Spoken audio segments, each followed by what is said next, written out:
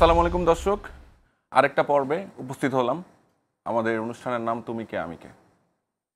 আমাদের এই প্রোগ্রামে কারা কারা গেস্ট হয়ে আসেন তাদেরকে আপনারা চেনেন বা অনেককে নাও চিনতে পারেন, কিন্তু তারা সবাই জুলাই যোদ্ধা অথবা গত 17 বছরে হাসিনার রেজিমের এগেনস্টে তারা ফাইট করেছিল। সেই মানুষগুলোকে নিয়ে আমরা কথা বলেছি, তাদের দুঃখের কথা সুখের কথা শুনেছি। সুখ কি আসলে ছিল? প্রোগ্রামগুলো দেখলেই আপনারা বুঝবেন। আশা করি যে আপনারা দেখেছেনও এবং বুঝেছেনও। অনেক কথা আসলে আমাদের বলার ছিল, সেগুলো বলেছি। আনকাট কথা বলেছি এবং আনকাট কথা দেখানোর চেষ্টা করেছি। আজকেও একটা আনকাট প্রোগ্রাম, কিন্তু আজকে একটু ভিন্ন। আমরা কথা বলতে চাই আগামীর বাংলাদেশ নিয়ে। হতাশার গল্পের পাশে সম্ভাবনার গল্প বলতে চাই। সেই জায়গা থেকেই আজকের প্রোগ্রামে বিশেষ দুজন অতিথি আছে আমার সামনে, যাদেরকে আমি মনে করি আগামী বাংলাদেশের সারথি এবং যাদেরকে মনে করি যারা আগামী বাংলাদেশের রাজনৈতিক ন্যারেটিভ নির্মাণে, বাংলাদেশপন্থী ন্যারেটিভ নির্মাণে অনেক সাহায্য করবে। আজকে উপস্থিত আছে বিএনপির ভারপ্রাপ্ত চেয়ারম্যান উপদেষ্টা মাহাদি আমিন, এবং উপস্থিত আছেন আমার খুব কাছের একজন ভাই। আমি কাছের বলতে সেটা রিজন আছে, আমি একজন কন্টেন্ট ক্রিয়েটার। সেই জায়গা থেকে আমাদের কন্টেন্ট ক্রিয়েটার ভাইটা, আমাদের উদীয়মান রাজনীতিবিদ ভাইটা, এবং আমাদের খুব কাছের একজন ভাই সাইদ আব্দুল্লাহ। আমি একটু ভাই ভাই বেশি করলাম কেন, এটা রিজন আছে। এটা রিজনটা একটু দর্শকদেরকে বলে নিই। সেটা হচ্ছে সাইদ আব্দুল্লাহ আসলে ইতিহাসের একটা বিশাল অংশ। এই হাসিনা রিজম চলে যাওয়ার পেছনে এই মানুষটার একটা স্পেশাল ভূমিকা আছে, একদম ফ্রন্ট লাইনে ভূমিকা আছে, এবং তার মরার সম্ভাবনাও সবচেয়ে বেশি ছিল। আপনি বেঁচে আমার সামনে বসে আছেন, এই জন্য ধন্যবাদ আপনাকে, এবং আল্লাহকে ধন্যবাদ যে আপনি। অবশ্যই আমি এই জন্য সবসময় বলি 5 আগস্ট আমাদের বেঁচে থাকার একটা সনদ। 5 আগস্টটায় আমি এই প্রোগ্রামটা যে ফরম্যাটে করি আপনারা সবাই জানেন, এই ফরম্যাটটা আমি আসলে কোনো টকশো ফরম্যাটে করি না। আমরা অনেকটা গল্পের ছলে গল্পটা বলতে থাকি। তো আমি মাহাদি আমিনের কাছে কথা বলতে চাই। মাহাদি আমিন এখানে আমি সবসময় দেখি মাহাদি অনেক সিরিয়াস আলাপ করে সব জায়গায়, এবং খুব যেটা সবচেয়ে জরুরি সেটা হচ্ছে যে অনেক পজিটিভ কথা বলে, এবং আমি মনে করি যে এটাই আসলে হওয়ার কথা ছিল। 5ই আগস্ট পরবর্তী সময়ে আমরা অনেক পজিটিভ কথা শুনতে চেয়েছিলাম। 2024 সালের জুলাই মাসের আগের রাজনীতি এবং বর্তমান রাজনীতি ভিন্ন হওয়া উচিত, ঠিক আমি তো তাই মনে করি। এখন আমাদের দর্শকরাও তাই মনে করেন। বাংলাদেশের সর্ববৃহৎ দল, বাংলাদেশপন্থী দল বিএনপির এই বিষয়ে ভাবনাটা কি, আসলে কি রাজনীতিটা ভিন্ন হবে? আসসালামু আলাইকুম, ধন্যবাদ। বিএনপির রাজনীতি তো বাংলাদেশপন্থী রাজনীতি। বাংলাদেশপন্থী বলতে আমরা কি বুঝি? এমন একটা রাষ্ট্র ব্যবস্থা থাকবে, এমন একটা আদর্শ থাকবে যেখানে বাংলাদেশের স্বার্থ, বাংলাদেশের সার্বভৌমত্ব, বাংলাদেশের স্থিতিশীলতা, বাংলাদেশের সহিষ্ণুতা, এই প্রত্যেকটা বিষয়কে এমনভাবে প্রাধান্য দেওয়া হবে যার মাধ্যমে জনগণ কাঁধে কাঁধ মিলিয়ে ঐক্যবদ্ধভাবে সামনের দিকে দেশটাকে এগিয়ে নিয়ে যাবে।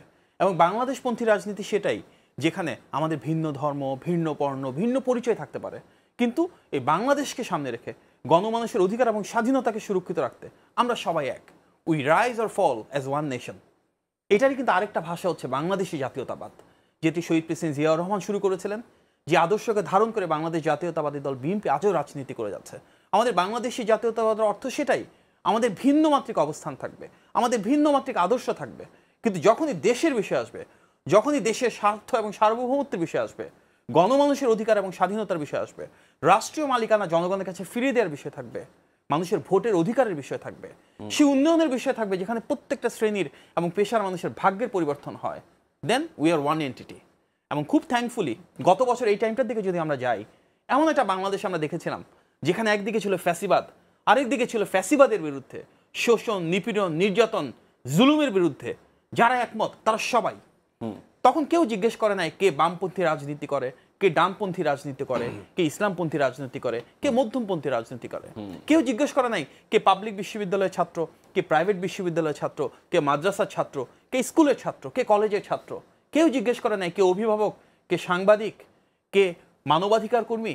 কেউ জিজ্ঞেস করে নাই কে সরকারি চাকরিজীবী না বেসরকারি চাকরিজীবী। কেউ জিজ্ঞেস করে নাই কে সার্ভিং অফিসার কিংবা কে রিটায়ার্ড গভর্নমেন্ট অফিসিয়াল। প্রত্যেকের একটা আইডেন্টিটি ছিল।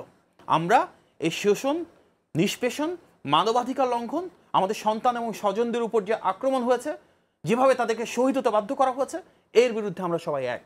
সেটাই তো বাংলাদেশপন্থী রাজনীতি, যে আমাদের ব্যক্তি স্বার্থের ঊর্ধ্বে, গোষ্ঠী স্বার্থের ঊর্ধ্বে, দলীয় স্বার্থের ঊর্ধ্বে বাংলাদেশকে আমাদের সবচাইতে আগে প্রাধান্য দিতে হবে, অগ্রাধিকার দিতে হবে। আমি গৌরবের সাথে বলতে পারি, গত বছরের 5ই আগস্টের পর থেকে এই যে 1 বছর হয়ে গেল, বিএনপি কিন্তু সেই বাংলাদেশপন্থী রাজনীতিটাকে ধারণ করে সামনের দিকে এগিয়ে যাচ্ছে। বাংলাদেশের সার্বভৌমত্ব, বাংলাদেশের স্বার্থ, গণমানুষের অধিকার, এ প্রত্যেকটা আমাদের কাছে আজও প্রাধান্য পাচ্ছে। এবং আমরা বিশ্বাস করি গণতান্ত্রিক পথযাত্রা শেষে যখন আমরা সত্যিকার গণতান্ত্রিক বাংলাদেশে ফেরত যাব, এই যে বাংলাদেশপন্থী রাজনীতি কারা করছে, বাংলাদেশি জাতীয়তাবাদটাকে কারা ধারণ করছে, সেটির উপর নির্ভর করে ইনশাল্লাহ জনগণের সমর্থন আস্তে আস্তে বাংলাদেশকে সামনের দিকে এগিয়ে নিয়ে যাবে, যেটা আমরা সবাই প্রত্যাশা করি, যে আকাঙ্ক্ষাকে আমরা সবাই ধারণ করি। ব্রিলিয়ান্ট। আসলে আরেকটা ইনফরমেশন দর্শকদেরকে দিতে চাই, সেটা হচ্ছে তুমি কে আমি কে প্রোগ্রামের যেই লক্ষ্যটা ছিল সেটা হচ্ছে একটা কনস্ট্রাকটিভ আলোচনা করার, এবং এই সিজনের এটা শেষ পর্ব।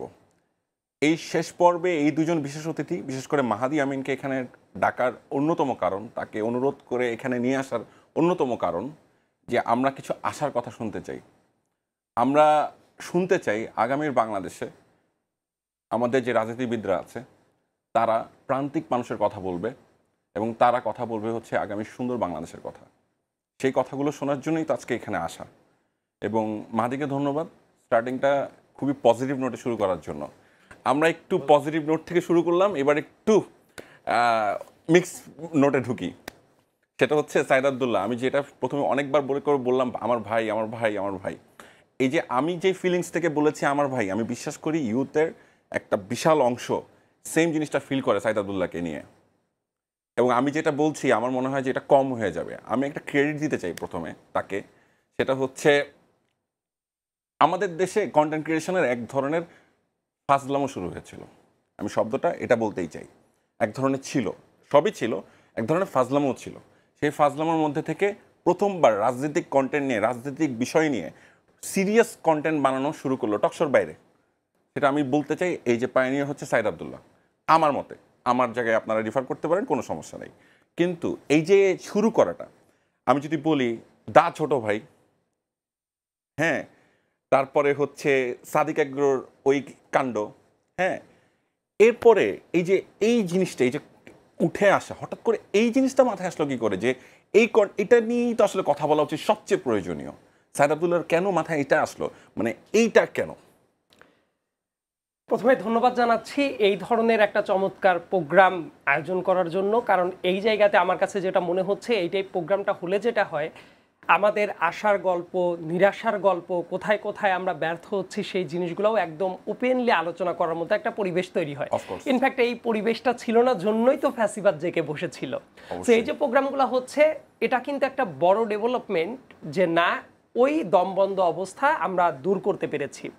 প্রথম যে কথাটা আলোচনাটা শুরু করেছিলেন, মানুষের ভেতরে একটা জিনিস, বেসিক্যালি তরুণদের জন্য, আমরা এখন কথায় কথায় বলি না যে তারুণ্যের বাংলাদেশ, তরুণরাই ভবিষ্যতের বিনির্মাতা হবে, সবকিছু বিভিন্ন কথাবার্তা চলে, কিন্তু তরুণদের স্ট্রাকচারটা আসলে কেমন ছিল?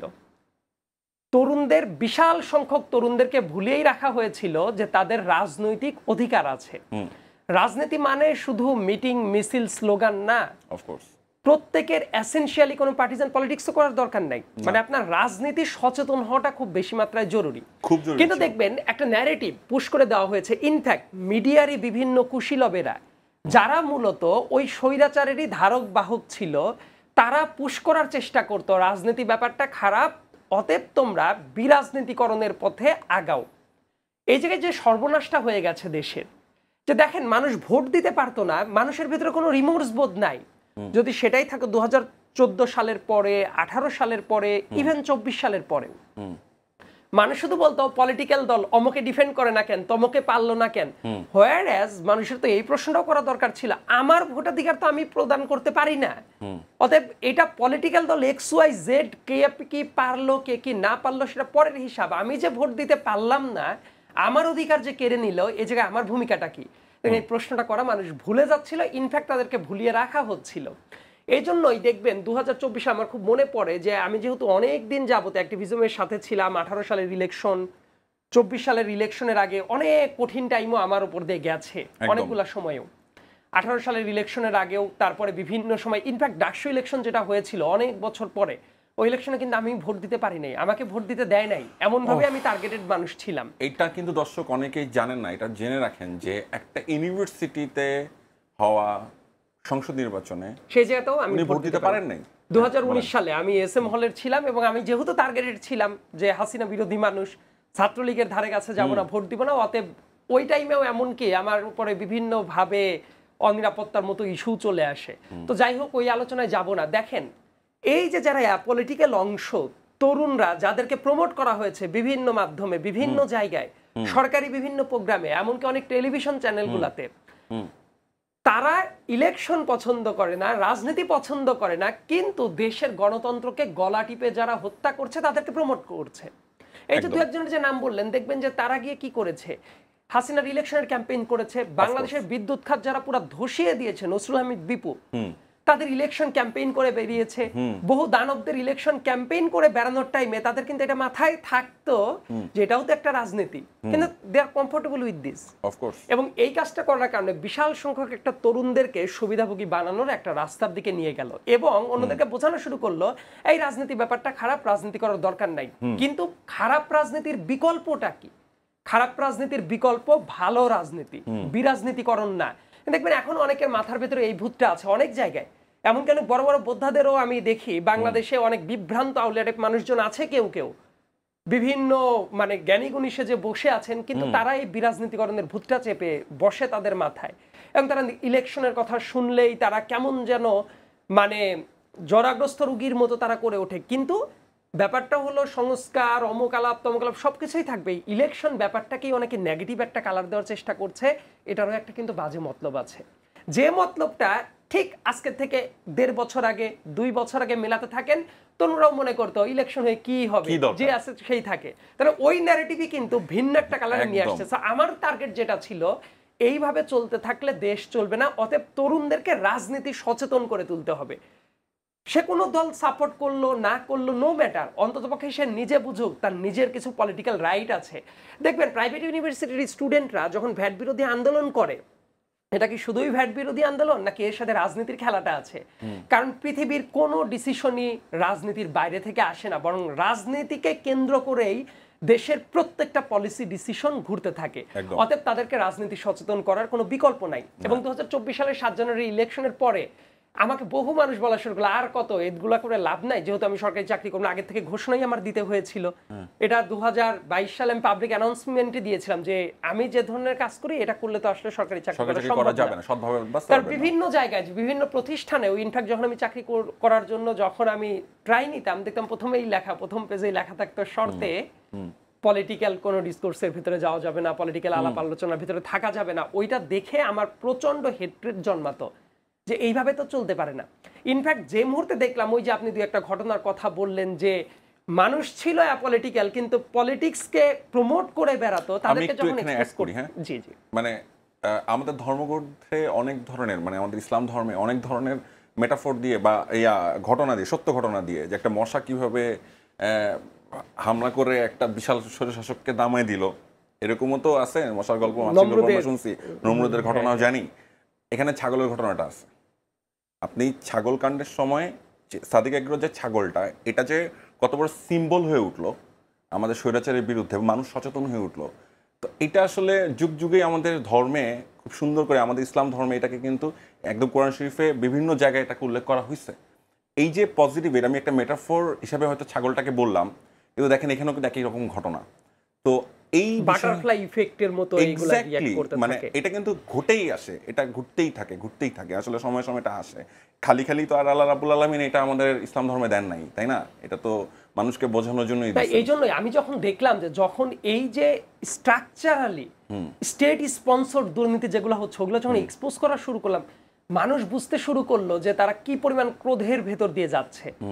মানুষ দেখছে, যুবকরা দেখছে তাদের চাকরি নাই, অনেক সিনিয়র যারা সৎ লাইফ লিড করার চেষ্টা করছে, তারা দেখছে যে টাকা নাই, বেকারত্বের পরিমাণ বাড়ছে, দেশের রিজার্ভ কমছে, ক্রমাগত নানা ধরনের হতাশার গল্প। কিন্তু এক শ্রেণীর মানুষ, এই দেশটা কিন্তু হাসিনার আমলে তাদের কাছে জান্নাত ছিল, খুবই কারেক্টলি এটা তাদের কাছে জান্নাত ছিল। দেশের বিশাল সংখ্যক মানুষের কাছে এটা ছিল একটা আযাব নরক। আর ওই গুটি কয়েক মানুষের জন্য ছিল তার জান্নাত। ঠিক। এবং এই জান্নাতেরই সুবাতাস তারা বিভিন্ন মিডিয়ার মাধ্যমে বিভিন্ন কন্টেন্টের মাধ্যমে প্রচার করা শুরু করতো। আমার টার্গেট ছিল ওই জায়গাটা ধাক্কা দেওয়া, যে একটা Fantastic. বড় দেয়ালে যখন আপনি পুরাটা ভাঙতে পারবেন না, কিন্তু ওই দেয়ালের একটা একটা করে যদি ইট সরাতে থাকেন, আলটিমেটলি দেয়ালটা কিন্তু দুর্বল হয়। That was my target. একদম পারফেক্টলি ব্যাং অন, এবং সেটা খুব ভালোভাবে কাজে দিয়েছে আমি মনে করি, এবং সেই জন্য আপনাকে আমার পক্ষ থেকে ব্যক্তিগতভাবে অনেক অনেক ধন্যবাদ, সেটা আমি সবসময় বলবো। মাহাদির কাছে একটু ফিরছি। মাহাদি, আমার এই প্রোগ্রামে অনেক জুলাই যোদ্ধা এসছেন। গত 17 বছরে অত্যাচারের শিকার হওয়া, নির্মমভাবে অত্যাচারের শিকার হওয়া অনেক মানুষ এসছেন, যারা কথা বলে গেছেন এর আগের পর্বগুলোতে।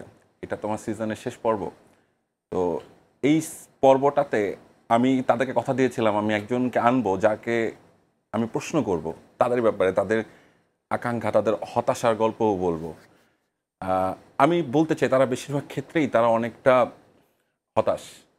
তাদের কথা শুনে আমার তাই মনে হয়েছে, তারা যে স্বপ্ন জায়গা থেকে খালি হাতে যুদ্ধে গিয়েছিল, বলতে গেলে অত্যাধুনিক অস্ত্রের সামনে জীবন দুহাত প্রসারিত করে জীবন দিয়েছিল বা জীবন দিতে গিয়েছিল, সেই মানুষগুলোর স্বপ্ন ফিকে।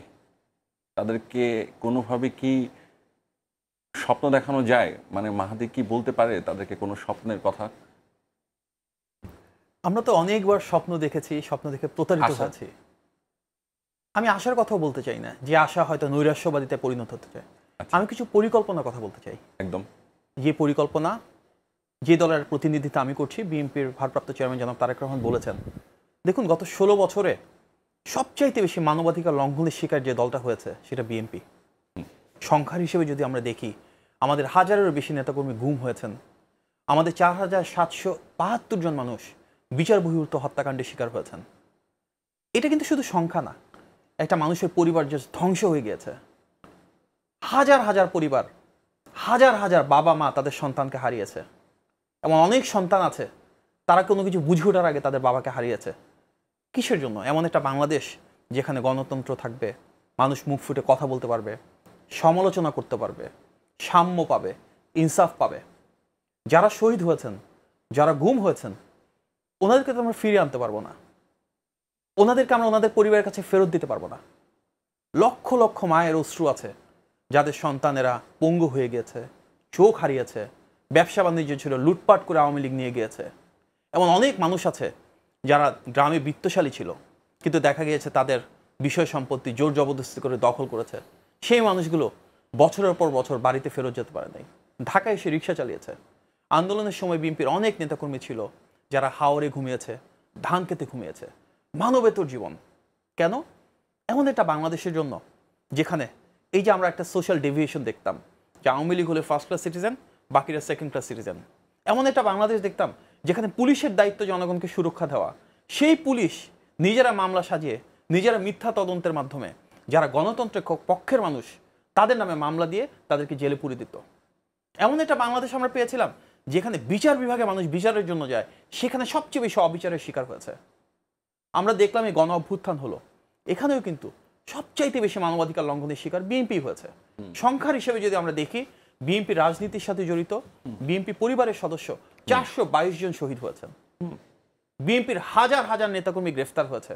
সিনিয়র লিডারশিপে প্রত্যেককে নিয়ে অমানবিক নির্যাতন করেছে টর্চার সেলে এই গণ অভ্যুত্থানে।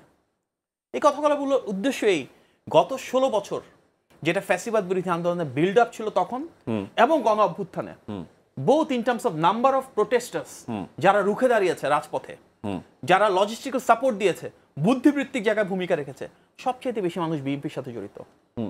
গত 16 বছর এবং ফ্যাসিবাদ বিরোধী আন্দোলনের গণ অভ্যুত্থানের এই সবচাইতে বড় মাহেন্দ্রক্ষণে সবচেয়ে বেশি মানুষ মারা গিয়েছেন বিএনপি রাজনীতির সাথে জড়িত। সুতরাং আজকে শহীদ পরিবার, নিপীড়িত মানুষ, ওনাদের যে আকাঙ্ক্ষা, ওনাদের যে কষ্ট, বিএনপির চাইতে বেশি কেউ অনুধাবন করে না।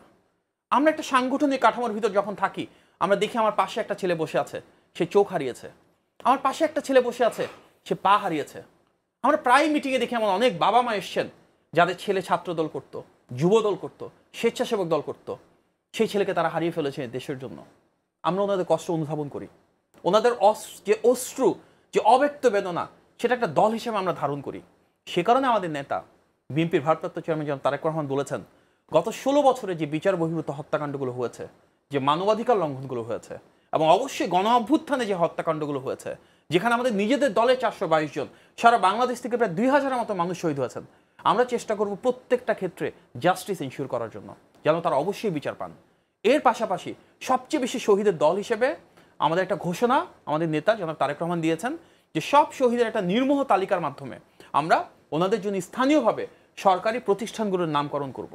প্রত্যেকটা জায়গায় যেন যে যে গ্রামের শহীদ হয়েছেন ওনার নামে আমরা একটা স্কুল হতে পারে, একটা মাদ্রাসা হতে পারে, একটা ধর্মীয় প্রতিষ্ঠান হতে পারে, একটা চত্বর হতে পারে, একটা ভাস্কর্য হতে পারে, ওনার নামে আমরা নামকরণ করতে চাই। এভাবে আমরা শহীদদেরকে ধারণ করতে চাই আমাদের রাষ্ট্র পরিচালনার ভেতরে। আমাদের বাংলাদেশকে যদি সামনের দিকে নিয়ে যেতে হয়, আমাদের নির্মোহ তালিকা করা প্রয়োজন। এটা খুব দুঃখজনক, আজকে অনেক শহীদ পরিবারের সাথে আমরা কথা বলি, আমরা কিন্তু শহীদদের পূর্ণাঙ্গ তালিকা এখন পর্যন্ত পেলাম না। 1 বছরের ভেতরে আমরা শহীদদের বিচার কাজে যেই অগ্রগতি প্রয়োজন সেটা দেখতে পারি নাই। এটা অত্যন্ত হতাশাজনক যে প্রত্যেক মাসে কোনো না কোনো শহীদ মারা যাচ্ছেন, নতুন করে শহীদ হচ্ছেন। আহত অবস্থা 9 মাস, 10 মাস, 11 মাস থেকে মৃত্যুর সাথে পাঞ্জা লড়ে তারা কেন বাংলাদেশে শহীদ হবেন 10 মাস পরে এসে? কেন বাংলাদেশে শহীদ হবেন 11 মাস পরে এসে? আমরা দেখলাম পটুয়াখালীতে একজন, আপনি দেখেছেন কিনা, একজন রিক্সা চালক, খামারির কাজ করে সে পাশাপাশি তার গরু বিক্রি করেছেন, রিক্সা বিক্রি করেছে তার ছেলের চিকিৎসার জন্য, একজন জুলাই যোদ্ধা। তাহলে রাষ্ট্র তার জন্য কি করলো? কেন 10 মাস পর সেই ছেলের শহীদ হতে হলো? এই কারণে স্বাভাবিকভাবে অনেক মানুষ মুষ্টে পড়ছেন। আমরা তো রাষ্ট্র ক্ষমতায় নাই। বিএনপি যেটা করতে পারে, একটা রাজনৈতিক দল হিসেবে সাংগঠনিকভাবে প্রত্যেকটা শহীদ পরিবার এবং আহত পরিবারের পাশে দাঁড়াতে পারে, সেটা আমরা করছিও। আমরা বিএনপি পরিবারের মাধ্যমে করা হচ্ছে, প্রত্যেকটা অঙ্গ সংগঠনের মাধ্যমে করা হচ্ছে। আপনারা যদি দেখেন জুলাই গণ অভ্যুত্থানের 1 বছর পূর্তিতে এই বছরের 1 তারিখে সবার আগে আমরা একটা প্রোগ্রাম করেছিলাম। সেই প্রোগ্রামে গ্যাজেটভুক্ত প্রতিটি শহীদ পরিবারকে আমরা আমন্ত্রণ জানিয়েছিলাম। প্রায় সব শহীদ পরিবার থেকে সেখানে এসেছিলেন এবং আমাদের প্রোগ্রামে কিন্তু রাজনৈতিক নেতৃবৃন্দের কথার চাইতে অনেক বেশি আমরা শহীদদের কথা শুনেছি, যারা গুম হয়েছেন ওনাদের কথা শুনেছি, যারা আহত এবং পঙ্গু হয়েছেন ওনাদের কথা শুনেছি। ছাত্রদল প্রোগ্রাম করেছে, সব শহীদদেরকে সেখানে দাওয়াত দিয়েছে। স্বেচ্ছাসেবক দল করছে, যুবদল করছে, শহীদ পরিবারকে দাওয়াত দিচ্ছে। অর্থাৎ আমরা এমনভাবে বাংলাদেশটা গড়ে তুলতে চাই যেখানে যাদের কারণে আজকে ফ্রি বাংলাদেশটা আমরা পেয়েছি, এই যে আমরা মুখ খুলে কথা বলছি, 1 বছর আগে তো পারতাম না। পারছি কেন? পারছি শহীদদের জীবনের উপর দাঁড়িয়ে, শহীদদের রক্তের উপর দাঁড়িয়ে। তাহলে তাদের মূল্যায়নটা কেন হচ্ছে না? বিএনপি থেকে আমাদের নেতা জনাব তারেক রহমানের নির্দেশনায় আমাদের সীমিত কোলে পড়ে বর্তমানে সর্বোচ্চভাবে ওনাদের পাশে দাঁড়াচ্ছি। ভবিষ্যৎ বাংলাদেশেও আমরা সেটাকে অবশ্যই নিশ্চিত করব এবং রাজনৈতিকভাবে, রাষ্ট্রীয়ভাবে যেন ওনাদের সর্বোচ্চ মর্যাদা দেওয়া যায়, সম্মান এবং স্বীকৃতি দেওয়া যায়, ওনাদের পরিবারদের পাশে দাঁড়ানো যায়, সেটা আমরা নিশ্চিত করতে চাই। এবং আমরা বিশ্বাস করি দল হিসেবে আমরা পারবো, কারণ গত 16 বছর আওয়ামী লীগের সবচেয়ে বেশি মানবাধিকার লঙ্ঘনের দল তো আমরাই, সবচাইতে বেশি মজলুমের দল তো আমরা। সুতরাং আমাদের তো দলীয় একটা দায়বদ্ধতা রয়েছে। আমাদের দলের যে মানুষটা তার ছেলেকে হারিয়েছে, যে সন্তান তার বাবাকে হারিয়েছে, তার প্রতি আমাদের দায়িত্ব সবচেয়ে বেশি।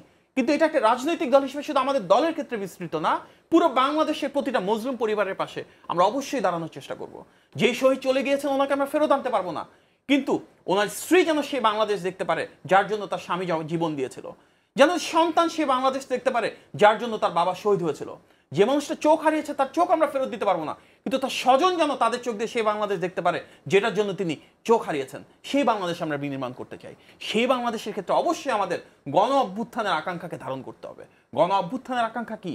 একটা ইনসাফের বাংলাদেশ, যেখানে সাম্য, মানবিক মর্যাদা, সামাজিক সুবিচার আমরা নিশ্চিত করতে পারবো, যেখানে সহনশীলতা থাকবে, যেখানে সহিষ্ণুতা থাকবে, যেখানে শিষ্টাচার বহির্ভূত আচরণ হবে না, প্রত্যেকের ভিতর পারস্পরিক সম্মানবোধ থাকবে। সেই বাংলাদেশকে আমাদের ধারণ করতেই হবে। তাহলে তো 71-এর যেরকম আমরা দেখেছিলাম, সেই যে শহীদ, তাদের আকাঙ্ক্ষাকে আমরা বাস্তবায়ন করার জন্য সবাই মিলে কাজ করেছি। কখনো কখনো কোনো গোষ্ঠী এসেছে সেটার বিরুদ্ধে চলে গিয়েছে। আমাদের গণ অভ্যুত্থানের আকাঙ্ক্ষাকে অবশ্যই ধারণ করতে হলে গণ অভ্যুত্থানের আদর্শ পরিপন্থী কোনো কাজকে আমাদেরকে কোনোভাবে সহযোগিতা করার সুযোগ দেয়। এবং তার একমাত্র লক্ষ্য কি? লক্ষ্য হচ্ছে একটা গণতান্ত্রিক বাংলাদেশ প্রতিষ্ঠার মাধ্যমে জনগণের ক্ষমতা নিশ্চিত করা এবং যে শহীদ এবং আহত পরিবারগুলো রয়েছে ওনাদের স্বীকৃতি দেওয়া, এবং এই সে শহীদ যারা হয়েছেন, গণ অভ্যুত্থান যারা করেছেন, এখানে যেন কোনো বিভাজন বা বৈষম্যের রাজনীতি না হয়। গণ অভ্যুত্থান কোনো রাজনীতির জন্য হয় নাই, এটা ক্রেডিট নেওয়ার জন্য হয় নাই, এটা হয়েছে একটা মুক্ত বাংলাদেশের জন্য, যেখানে স্বাধীন দেশের স্বাধীন নাগরিক হব আমরা।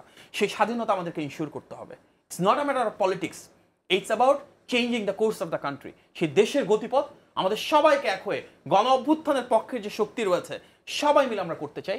তবে অবশ্যই সবচেয়ে বড় রাজনৈতিক দল হিসেবে বিএনপির দায়িত্ব সবচেয়ে বেশি, আমরা সেই দায়িত্বটা পালন করছি গার্ডিয়ানশিপের রোল প্লে করছি, এবং সেই রোল প্লের মাধ্যমে ইনশাল্লাহ সবাই মিলে আমরা সেই সাম্য এবং ইনসাফের বাংলাদেশ প্রতিষ্ঠা করতে চাই। Thank you very much. This is Mahadi Amin. And আমার ভাইরা যারা জুলাইয়ের যোদ্ধা এবং গত 17 বছরে যারা অত্যাচারিত হয়েছিলেন, তারা শুধু হতাশার গল্পই বলে যাবেন সেটা আমরা একদমই চাই না। এই যে আশার কথাগুলো, এই আশার কথাগুলো আমি বিশ্বাস করতে চাই, আমরা বিশ্বাস করতে চাই একদিন এই সত্যগুলো, এই আশার কথাগুলো সত্য হবে একদিন। বাংলাদেশ দেখবে ইনশাল্লাহ, বাংলাদেশ তাকিয়ে থাকবে, বাংলাদেশ অবশ্যই তাকিয়ে থাকবে। আমার প্রোগ্রামের নাম তুমি কে আমি কে, আমি বলি বাংলাদেশ বাংলাদেশ। তো এই বাংলাদেশের যোদ্ধা সাইদ আব্দুল্লাহ, আপনার তো অনেক সহযোদ্ধা ছিল জুলাইয়ে, তারা কেমন আছে? তাদেরকে নিয়ে কিছু বলতে চান? এই প্রশ্নটার উত্তর কারো কারো ক্ষেত্রে অনেক বেশি গর্ব অনুভব করার মতো, আবার কারো কারো ক্ষেত্রে এই প্রশ্নটার যদি উত্তর দিতে হয় আসলে এমন ভাষা ব্যবহার করতে হবে যেটা আসলে প্রকাশযোগ্য না। যদিও আপনার প্রোগ্রামটা আনকাট প্রোগ্রাম, কিন্তু আমি যেটা বিশ্বাস করি ওই ভাষা আমি ব্যবহারও করতে পারবো না। যেমন আপনার প্রোগ্রামের দারুণ একটা থিম আমি দেখলাম, এই যে তুমি কে আমি কে, আবু সাইদের ওই যে সিগনেচার একটা মুহূর্ত জাস্ট মেরে ফেলার আগে তার বুকের পর আমি দেখছি ওই রক্তাক্ত বাংলাদেশ, তাকে আঘাত করার মাধ্যমে সারা বাংলাদেশের এই যে রক্তলিপ্সু যে চরিত্র যাদের ছিল তারা ওই যে চরিতার্থ করছে এবং তার জীবনের বিনিময়ে একটা সাদা পায়রা এই যে উড়ে যাচ্ছে আশার যে বাংলাদেশ, সেটার দিকে তো সবাই তাকিয়েছিল। অনেকেই আছে এই জুলাই গণ অভ্যুত্থান পরবর্তী সময়ে এই জুলাই গণ অভ্যুত্থানকে বিক্রি করে দিচ্ছে একদম কেজি দরে, এবং বিক্রিটা করতে গিয়ে যেটা সবচেয়ে অসুবিধার জায়গাটা হয়ে যাচ্ছে, ইন্ডিভিজুয়াল ক্যাপাসিটিতে এক একজন মানুষের দায় ইন্ডিভিজুয়ালি নিতে হয়, কিন্তু তারা যে মুহূর্তে এইটাকে জুলাইকে সামনে রেখে ওই ট্যাগটাকে ব্যবহার করে নিচ্ছে, তখন কিন্তু একটা বাজে মেসেজ চলে যাচ্ছে অনেক যোদ্ধাদের ভেতরে। আমি যদি একটু বলার চেষ্টা করি কয়েকজনের কথা, অলরেডি আপনিও যে হতাশার থেকে নিশ্চয়ই কয়েকজন এসে এই হতাশার কথাগুলাই বলেছেন। আমার এখানে মোটামুটি যারা এসছে তাদের 90%-এর হতাশা যদি আপনি শুনেন, আপনি যদি প্রোগ্রামটা দেখেন, আপনি নিজেও হতাশাগ্রস্ত হয়ে যেতে পারেন। যেমন আমি একটা নাম বলি, সাফিল নামের একটা ছেলে, তার চোখে মারাত্মক রূপে আহত হয়েছে এবং সেই ছেলেটার চোখের চিকিৎসার জন্য তার বাইরে যাওয়ার দরকার ছিল।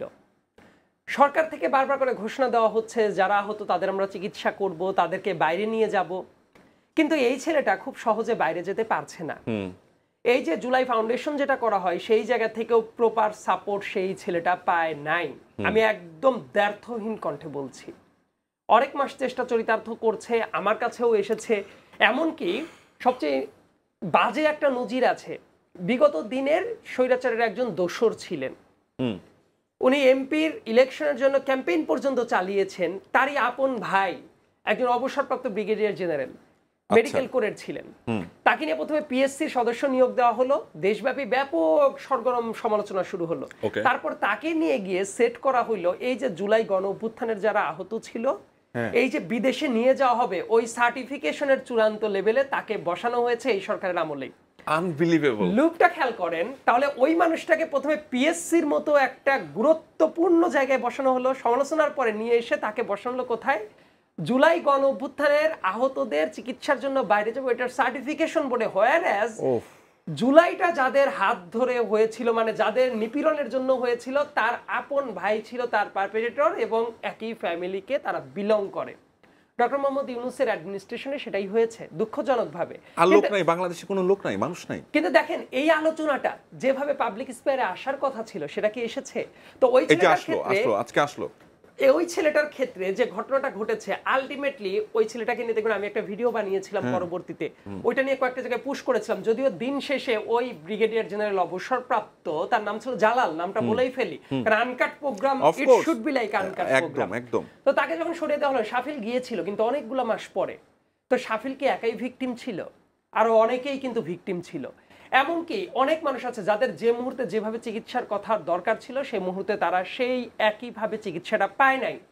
জুলাই ফাউন্ডেশনের অনেক হত্যাকর্তা হয়ে গেছে, এখন পরবর্তীতে সরে গেছে। এটাই অনেক ব্যক্তিরাও আছে যাদেরকে ফোন দিয়ে পাওয়া যেত না কোনো কাজে।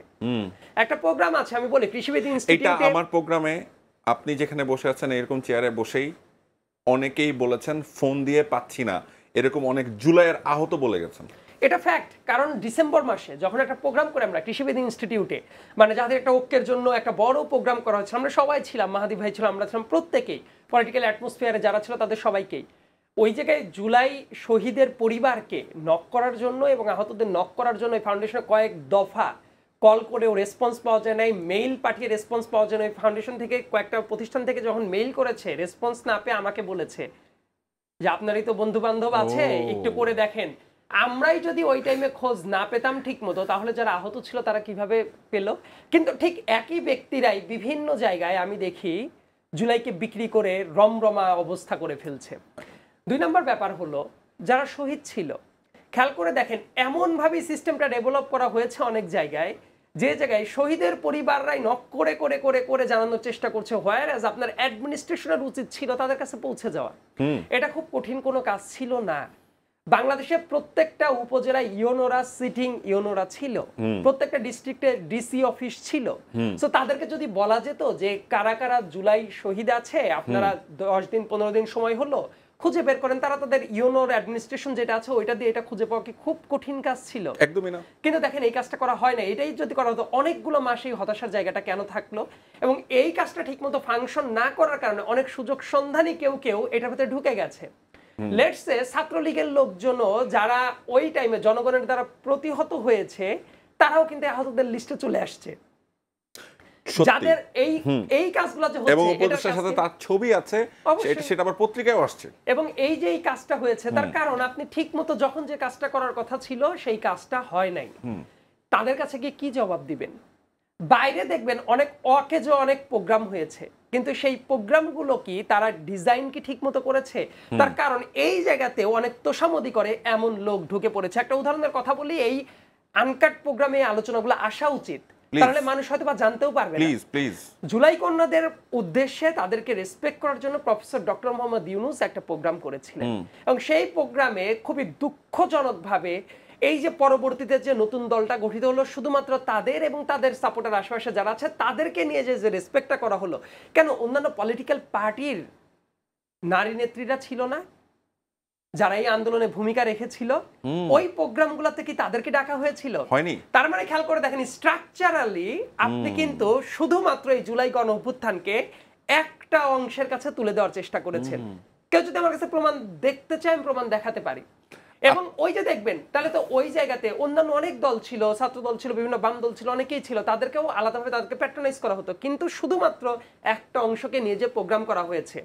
ইনফ্যাক্ট কিছুদিন আগে জাতিসংঘের হিউম্যান রাইটসের একটা প্রতিনিধি দল এসেছিল, তাদের সাথে যাদেরকে মিট করে দেওয়া হয়েছে, খুবই দুঃখজনকভাবে অতীতে বিগত 6-7-5-7 বছর যাবত যারা যারা ওই হাসিনার আমলে বসে থেকে হিউম্যান রাইটসের অ্যাক্টিভিজম আমরা করতাম অনেকেই, দেখা যায় আমাদেরও যারা সহযোদ্ধা ছিল অনেকেই, তারাও নাই।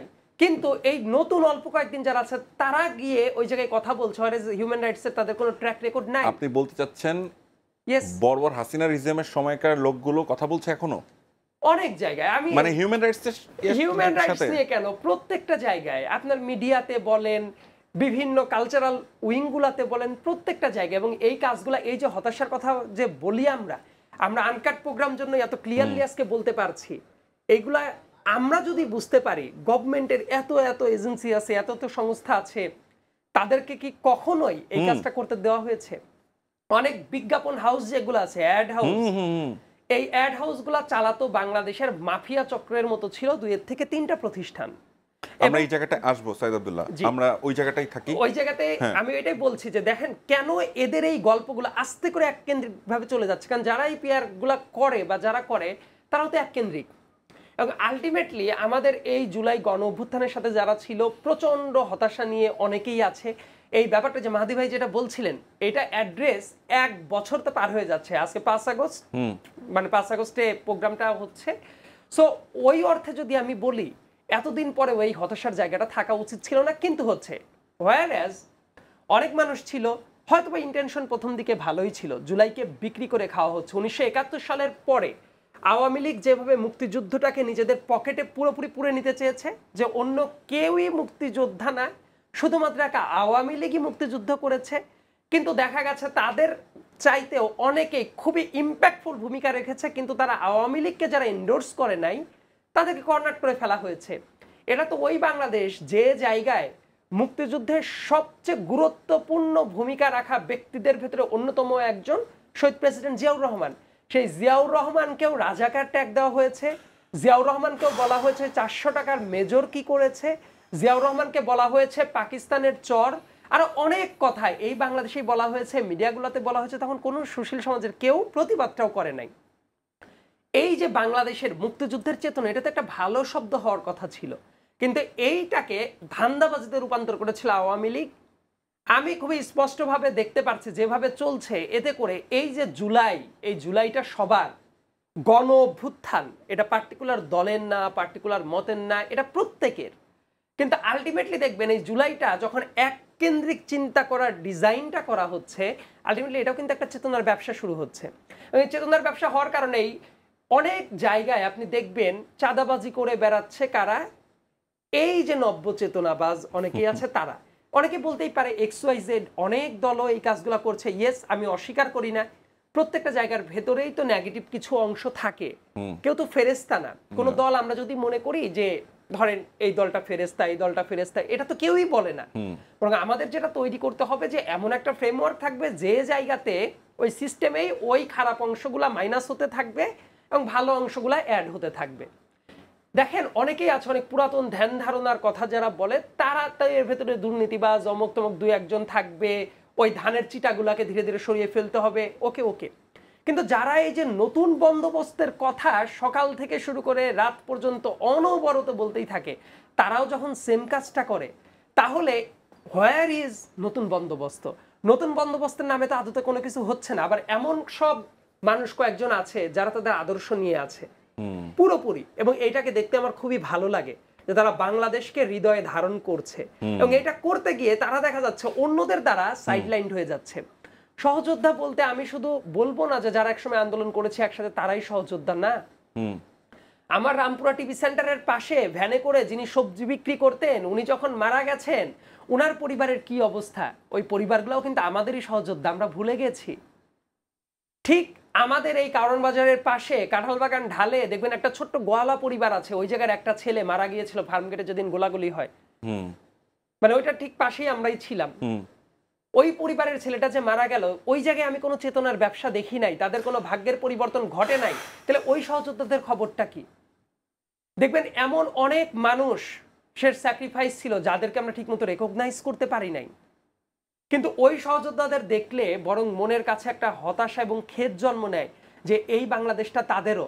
অলরেডি দেখবেন বহু মানুষ বড় বড় স্ট্যাটাস দিবে, we are Shahid, we are অমুক তমক। উত্তর হলো না, তুমি ভাই শহীদ না, শহীদ হইলে তুমি শহীদই হয়ে যাইতা। এই শহীদের তামান্না সবাই লাভ করতে পারে না। অর্থাৎ আমরা যে কথা বলছি মাহাদি ভাইয়ের সাথে আমি পুরোপুরি একমত যে ওই শহীদদের স্যাক্রিফাইসের জন্যই কিন্তু এখন বাংলাদেশটা কথা বলতে পারছে। কিন্তু দেখবেন ওই যে সহযোদ্ধা যারা ছিল তারা কিন্তু হারিয়ে গেছে।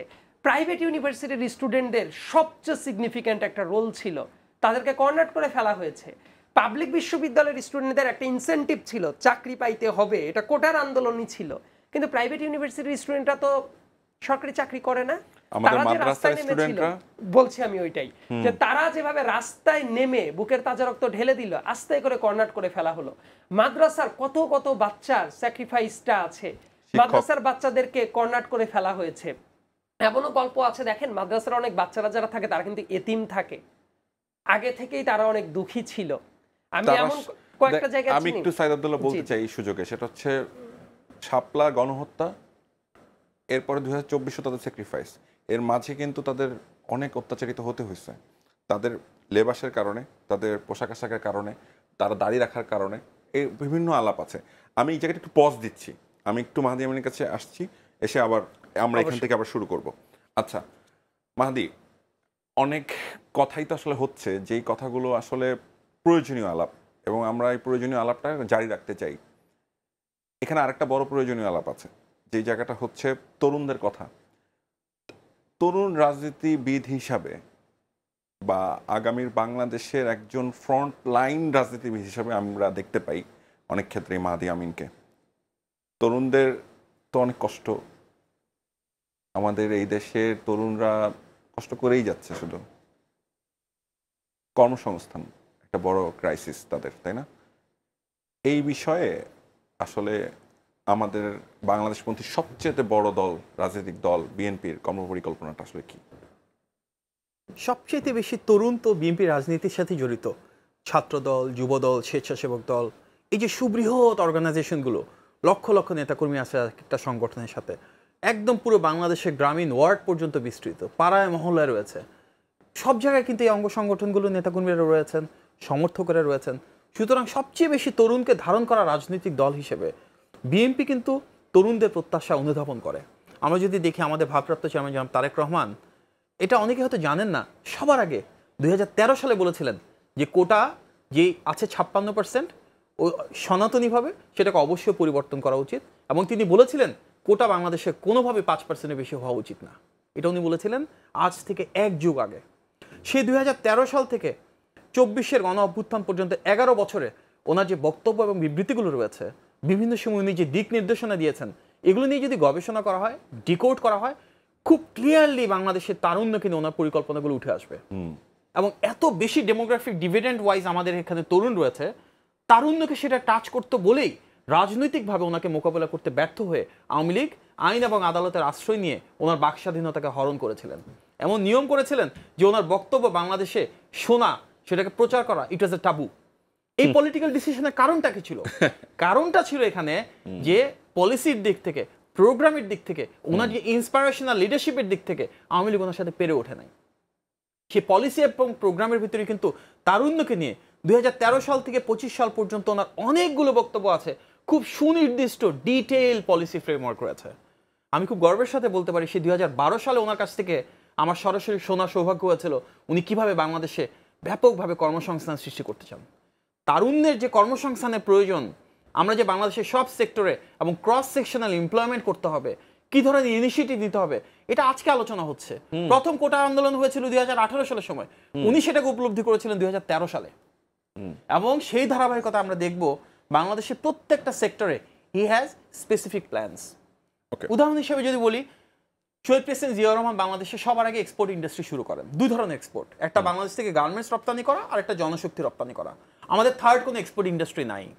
জনাব তারেক রহমানের একটা ভিশন হচ্ছে বিএনপি ইনশাআল্লাহ যদি রাষ্ট্র পরিচালনা আসে, জনগণের ভোটে নির্বাচিত হয়ে, অবশ্যই কৃষি খাতকে এক্সপোর্ট ওরিয়েন্টেড করা হবে। ব্রিলিয়ান্ট। এবং এক্সপোর্ট ওরিয়েন্টেড করার জন্য কি করতে হবে? আমাদের ইনফর্মাল ইকোনমিতে যে কৃষকরা রয়েছেন ওনাদেরকে ফর্মালাইজ করতে হবে, ফর্মাল ইকোনমিতে নিয়ে আসতে হবে, যার জন্য উনি ফার্মার কার্ড ইন্ট্রোডিউস করতে চান। অর্থাৎ বাংলাদেশের একদম প্রান্তিক পর্যায়ে যারা বর্গা চাষি আছেন, ক্ষুদ্র চাষি, মাঝারি চাষি, তাদের প্রত্যেকের জন্য আমরা একটা ফার্মার্স কার্ড ইন্ট্রোডিউস করব, এবং সেই কার্ডের এগেনস্টে কোন কৃষক কি পরিমাণ জমির উপর কাজ করছেন, কোন ফসল উৎপাদন করছেন, কোন এলাকায় তার প্রোডাক্টিভিটি কেমন, সেটা উনি কি প্রাইসে সেল করতে পারেন, আমরা টোটাল একটা ইকোসিস্টেম এবং ডেটাবেস তৈরি করব। দারুণ। সেই ফার্মার্স কার্ডের মাধ্যমে যখন যেখানে ফসল প্রয়োজন, এক ফসলের জায়গায় দু ফসল উৎপাদন করার সুযোগ হতে পারে, দুটার বদলে তিনটা করার প্রয়োজন হতে পারে।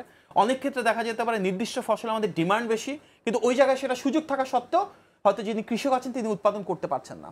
সো আমরা এটাকে এক্সপোর্ট ওরিয়েন্টেড করতে চাই। আমাদের ডোমেস্টিক যে নিডসগুলো আছে, যে রিকোয়ারমেন্ট আছে, সেটা ফুলফিল করার পর বাইরে এক্সপোর্ট করব। ফর এক্সাম্পল, আমরা দেখতে পারি কৃষি ক্ষেত্রে ফল, ফসল, সবজি, ডিম, হাঁস, মুরগি, গরু, ছাগল, মাছ, প্রত্যেকটা ক্ষেত্রেই কিন্তু আমরা আমাদের নিজেদের ডিমান্ডটাকে যেই যে প্রোডাক্টের ক্ষেত্রে ফুলফিল করা সম্ভব করে বিদেশে পাঠাতে পারি। আপনি শুনলে অবাক হবেন, পার্শ্ববর্তী দেশ ভারত থেকে হালাল গরু মাংস রপ্তানি হয়, তাহলে বাংলাদেশ থেকে কেন হবে না? আপনি এবার চিন্তা করুন, আমাদের একই প্রোডাক্টের ডিফারেন্ট প্রবলেম, রাইট? অনেক সময় দেখা যায় লোকালি যারা গ্রামীণ পর্যায়ে উৎপাদন করছে একটা কৃষি ফসল, তার ওখানে স্টোরেজের কোনো ফ্যাসিলিটি নাই, ওখানে নষ্ট হচ্ছে। সে একই জিনিস ওখানে নষ্ট হচ্ছে, 1 টাকাও তার ভ্যালু নাই। ঢাকা থেকে যখন আমরা কিনতে যাই, সেটার দাম দেখা যায় 100 টাকা, 120 টাকা কেজি। মানে same product with different problems. আমাদের এই সলিউশনটা দিতে হবে, এটা নিয়ে জনাব তারেক রহমান কাজ করছেন। এবং আমরা এই জন্য বলেছি আমাদের ফার্মার্স কার্ডের মাধ্যমে আমরা সারা বাংলাদেশ জুড়ে কোল্ড স্টোরেজ নেটওয়ার্ক তৈরি করব, সেটাকে অ্যাক্টিভেট করব, একটা ইকোসিস্টেম তৈরি করব। আমরা এসএমই গ্রোথ করার জন্য চেষ্টা করব, এগ্রিকালচার প্রোডাক্টের সাথে কানেক্ট করার মাধ্যমে, এবং প্রত্যেকটা কৃষককে স্বনির্ভর করার জন্য সরাসরি ওনাদেরকে সাবসিডি পৌঁছে দেওয়ার জন্য ব্যবস্থা করব, ইন্স্যুরেন্সের ব্যবস্থা করব। ফ্যামিলি কার্ড একটা স্কিম উনি দিয়েছেন, সেই ফ্যামিলি কার্ডের মাধ্যমে আমরা বাংলাদেশের প্রতিটি প্রান্তিক পর্যায়ে যারা নারী রয়েছেন, ঘরের গৃহকর্ত্রী, ওনাদেরকে রাষ্ট্রীয় সুযোগ সুবিধা পৌঁছে দিব। তার আলোকে চাল ডাল চিনি তেল এই ধরনের নিত্য প্রয়োজনীয় দ্রব্যাদির একটা অংশ লেটস সে 2 থেকে 2,500 টাকা প্রতি মাসে ভ্যালু এটা রাষ্ট্র ওনার কাছে পৌঁছে দিবে। এটাকেও যখন আমরা বাস্তবায়ন করতে চাবো এই দুটা কার্ডের জন্য কিন্তু একটা ম্যাসিভ ইনফ্রাস্ট্রাকচারের প্রয়োজন রয়েছে। ডেটাবেসের ক্ষেত্রে লাগবে, মেইনটেনেন্সের ক্ষেত্রে লাগবে, ডিসেন্ট্রালাইজেশনে লাগবে, লজিস্টিক্সে লাগবে, প্যাকেজিংয়ে লাগবে, অফকোর্স ম্যানুফ্যাকচারিং অ্যান্ড প্রোডাকশনে লাগবে। একটা বড় ধরনের কর্মসংস্থানের মাধ্যমে তৈরি হবে। শিক্ষার ক্ষেত্রে জনাব তারেক রহমান এটা ওনার দীর্ঘদিনের ভিশন যে বাংলাদেশে মাল্টিলিঙ্গুয়াল এডুকেশন সিস্টেম শুরু করবেন, অর্থাৎ বাংলা এবং ইংরেজির পাশাপাশি তৃতীয় ভাষা এখানকার সবাইকে আস্তে আস্তে শেখানো হবে। সেই ল্যাঙ্গুয়েজটা হতে পারে অ্যারাবিক, হতে পারে ফ্রেঞ্চ, ম্যান্ডারিন বা স্প্যানিশ, সেই ভাষাগুলো যেগুলোর বহির্বিশ্বে ভালো ডিমান্ড রয়েছে। তার মাধ্যমে কি হবে আপনি চিন্তা করুন, বাংলাদেশ থেকে আমরা বিদেশে সৌদি আরবে লোক পাঠাচ্ছি, উনি কিন্তু আরবি ভাষা সে অর্থে পারে না। আমরা যখন আমাদের শিক্ষার্থীদেরকে আরবি ভাষা শেখাবো, শিখে বিদেশে পাঠাবো, সে কিন্তু তার এই ল্যাঙ্গুয়েজ স্কিলের কারণেই যেই স্যালারি পান তার থেকে অনেকটা বেশি পাবেন অফকোর্স। এবং এর পাশাপাশি বাংলাদেশ থেকে যে বিদেশে পাঠানো হচ্ছে সে ওয়ার্কাররা নর্মালি আনস্কিল্ড, আমাদের স্কিল্ড ওয়ার্কার খুব একটা যায় না। জনাব তারেক রহমান যেটা করতে চাচ্ছেন, উনি বাংলাদেশ থেকে স্কিল্ড ম্যান পাওয়ার যেন আমরা বাইরে পাঠাতে পারি। কোন দেশে কি পরিমাণ জব রিকোয়ারমেন্ট রয়েছে, কি তাদের requirement in terms of skill set, capacity, সেটা আমরা রিসার্চ করব, আমাদের লোকাল হাই কমিশন এমবেসির মাধ্যমে বের করে নিয়ে আসবো এবং সেভাবে আমরা আমাদের ওয়ার্কফোর্সকে ট্রেন করব। লেটস সে আমরা দেখলাম যে কুয়েতে 2000 ইলেকট্রিক্যাল টেকনিশিয়ানের প্রয়োজন রয়েছে এবং তার জন্য যে সার্টিফিকেশনের প্রয়োজন আমরা সেটাকে ট্র্যাকিং করে মনিটরিং করে আমাদের 2000 জনকে ট্রেন করব, 6 মাস মেয়াদী পরিকল্পনার মাধ্যমে তাকে আমরা বিদেশে পাঠিয়ে দেবো। So this could be revolution. এই মুহূর্তে আমাদের মাত্র 10 লাখ লোক এই প্রায় 18 কোটির ভিতর বিদেশে যাচ্ছে প্রতি বছর। সেই 10 লাখের ভিতর 7.5 লাখ থেকে 8 লাখের মতন যাচ্ছে সৌদি আরবে। আমরা কিন্তু এটাকে ডাইভার্সিফাই করতে পারি। সৌদি আরবের পাশাপাশি সারা বিশ্বের অন্যান্য দেশে আমরা পাঠাতে পারি, মিডল ইস্টের কান্ট্রিগুলোতে দিতে পারি, চায়নার মতন অনেক দেশ আছে সেখানে এক্সপোর্ট করতে পারি আমরা সেই ল্যাঙ্গুয়েজ শিক্ষার মাধ্যমে, প্রয়োজনীয় স্কিল সেটের মাধ্যমে। আমাদের টোটাল যে পপুলেশন বিদেশে যাচ্ছে তার ভিতর অ্যারাউন্ড 5% হচ্ছে উইমেন। আমরা এই সংখ্যাটাকে আরো বাড়াতে পারি। ফিলিপাইন্স থেকে বিদেশে যা যাচ্ছে কাজ করতে 50% উইমেন। আমাদের এখানে কেন তাহলে কম হবে? আমরা যদি লিঙ্গুইস্টিক ট্রেনিং দিতে পারি, স্কিল সেটের ট্রেনিং দিতে পারি, তাদেরকে আমরা বিদেশে পাঠানো অনেক বাড়াতে পারি। সুতরাং 10 লাখ থেকে এই সংখ্যাটা অনেক বাড়ানোর জন্য যে পরিকল্পনা নেওয়া প্রয়োজন, জনাব তারেক রহমান এটা নিয়ে সবার সাথে কথা বলছেন, টেকনিক্যাল টিম ডেভেলপ করেছেন অ্যান্ড ইনশাল্লাহ বিএনপি যদি রাষ্ট্র পরিচালনা আসে খুব দ্রুত গতিতে আমরা একটি জনগণের বিশাল অংশকে দেশ থেকে বাইরে কর্মদক্ষতা সৃষ্টির মাধ্যমে ওনাদের রিকোয়ার্ড ক্যাপাসিটি ইনহ্যান্সমেন্টের মাধ্যমে বাইরে পাঠাতে পারবো। আরও একটা কথা, এসএমএর একটা ভিশন উনি বলেছেন। দেখুন আমরা দেখি যে আলিবাবা কিংবা অ্যামাজন, সেখানে ঢুকবে দেখবেন হাজার হাজার প্রোডাক্ট রয়ে গেছে। সেই প্রোডাক্টগুলো ম্যাক্সিমাম চায়না থেকে যাচ্ছে, ইন্ডিয়া থেকে যাচ্ছে, ইভেন পাকিস্তান থেকে যাচ্ছে। বাংলাদেশ থেকে কেন যাচ্ছে না? উনি চাচ্ছেন বাংলাদেশে একটা আমরা এসএমই ইকোসিস্টেম তৈরি করব, কটেজ ইন্ডাস্ট্রির মতন। ছোট ছোট বাসাতে যারা রয়েছেন তারা সেখান থেকে উৎপাদন করতে পারেন। হতে পারে ফুলদানি, হতে পারে টিস্যুর বক্স, হতে পারে কলম, যেগুলো বাংলাদেশে অলরেডি আমরা ম্যানুফ্যাকচারিং করছি। এগুলোকে আমরা বাংলাদেশে অ্যামাজন বা আলিবাবার মতন ওয়েবসাইটগুলোর প্রোডাকশন এবং প্রকিউরমেন্ট হাব তৈরি করে দিতে পারি। সো এই যে ছোট ছোট যে ফ্যাক্টরিগুলো হবে, এখান থেকে আমরা সারা বিশ্বে এগুলো এক্সপোর্ট করতে পারি। সো আরও একটা নতুন এক্সপোর্ট ওরিয়েন্টেড ইন্ডাস্ট্রি বাংলাদেশে তৈরি করার সুযোগ হবে। ফ্রিল্যান্সিংয়ের ক্ষেত্রে আমরা যদি দেখি, বাংলাদেশে এখন প্রায় 10 লাখের মতো মানুষ ফ্রিল্যান্সিংয়ের কাজ করছেন। এই পুরো ক্রেডিট প্রাইভেট সেক্টরের প্রত্যেকটা শিক্ষার্থী বা ইউথ যারা রয়েছেন, তরুণ তরুণী, যুবক যুবতী, ওনারা স্বপ্রণোদিত হয়ে নিজেরা এই কাজটা করছেন। স্টেট তাদেরকে সাপোর্ট দিচ্ছে না। আমরা চাই বাংলাদেশের প্রত্যেকটা ইউনিভার্সিটিতে আমাদের নেতা জনাব তারেক রহমান একটা পরিকল্পনা রয়েছে যে আমরা ছোট ছোট সার্টিফিকেশন কোর্স করে দিব, 3 মাস 6 মাসের কোর্স। ফ্রিল্যান্সিং এর কাজ করবে, যার যে স্কিল সেটের প্রয়োজন রয়েছে সেটা আমরা তাকে ইউনিভার্সিটিতে ইন্ট্রোডিউস করে দিব, সেখান থেকে সে ওই ট্রেনিংটা নিবে। আমরা একটা এন্টারপ্রেনারিয়াল ইকোসিস্টেম করে দিতে পারি। আজকে দেখা যাচ্ছে কি যে 5টা ফ্রেন্ড আলাদা আলাদাভাবে ফ্রিল্যান্সিং এর কাজ করছে। আমরা যদি সেভাবে তাদেরকে এসএমই গ্রোথের ব্যবস্থা করে দিতে পারি, ইনস্টিটিউশনালাইজ করতে পারি, সেই 5 জন মিলে কিন্তু একটা ফ্রিল্যান্সিং এর জন্য আলাদা ফার্ম তৈরি করতে পারে। ওনারা 5 জন থেকে আরো 50 জনকে ইমপ্লিমেন্টের ব্যবস্থা করে দিবে। তার জন্য আমাদের ওনাদেরকে মার্কেট অ্যাক্সেস তৈরি করে দিতে হবে, রিকোয়ার্ড যে ট্রেনিং আছে সেটা তাদেরকে দিতে হবে এবং আমাদের ফাইন্যান্সিয়াল যেই মডিউলগুলো আছে সেগুলো প্রোভাইড করতে হবে। সে ফিনটেক ব্যবস্থা ডেভেলপ করতে হবে। বাংলাদেশে যেন পেপাল এবং এই প্ল্যাটফর্মগুলো আসে সেগুলো নিশ্চয়তা করতে হবে। So as a government, BNP যেটা করতে চায়, আমাদের ভারপ্রাপ্ত চেয়ারম্যান জনাব তারেক রহমান যেটা করতে চান, will provide all the policy programs as the facilitator, যেখানে প্রাইভেট সেক্টরের গ্রোথ হয়। আমরা দেখেছি যে ইকোনমি স্ট্যাগনেন্ট হয়ে গেছে, খুব বেশি ইনভেস্টমেন্ট আসছে না আওয়ামী লীগের সময়ে, এবং গত 1 বছর তো টোটালি ইন্ডাস্ট্রিতে ইনভেস্টমেন্ট আসছে না। আমরা ইকোনমিক লিবারালাইজেশন করতে চাই, এফডিআই বা ফরেন ডাইরেক্ট ইনভেস্টমেন্ট যেন বাড়ে, জয়েন্ট ভেঞ্চার পারে। তার জন্য কি করতে হবে? রুলস বেসড ইকোনমিক অর্ডার আমাদের তৈরি করতে হবে। এর জন্য কিন্তু ইতিমধ্যে আমরা ঘোষণা দিয়েছি, এই যে বাংলাদেশ ইনভেস্টমেন্ট সামিট হলো সেখানে গিয়ে যে আমরা আমাদের প্রত্যেকটা বাংলাদেশের জেলাতে গিয়ে 1 পয়েন্ট সলিউশন তৈরি করব। সেই 1 পয়েন্ট সলিউশনে একটা কোম্পানি রেজিস্ট্রেশন কিভাবে করা যায়, তার ট্যাক্স এবং টিনের কাজ কিভাবে করা যেতে পারে, ভ্যাট রেজিস্ট্রেশন কিভাবে করা যেতে পারে, একটা জায়গাতে সব সমস্যার সমাধান আমরা করে দিব। ফরেন ইনভেস্টর যারা আসবেন ওনাদের জন্য আমরা একজন করে পার্সোনাল অ্যালোকেট করব। প্রত্যেকটা ফরেন ইনভেস্টর বাংলাদেশে আসলে ওনার জন্য একটা সিঙ্গেল পয়েন্ট কন্ট্যাক্ট থাকবে।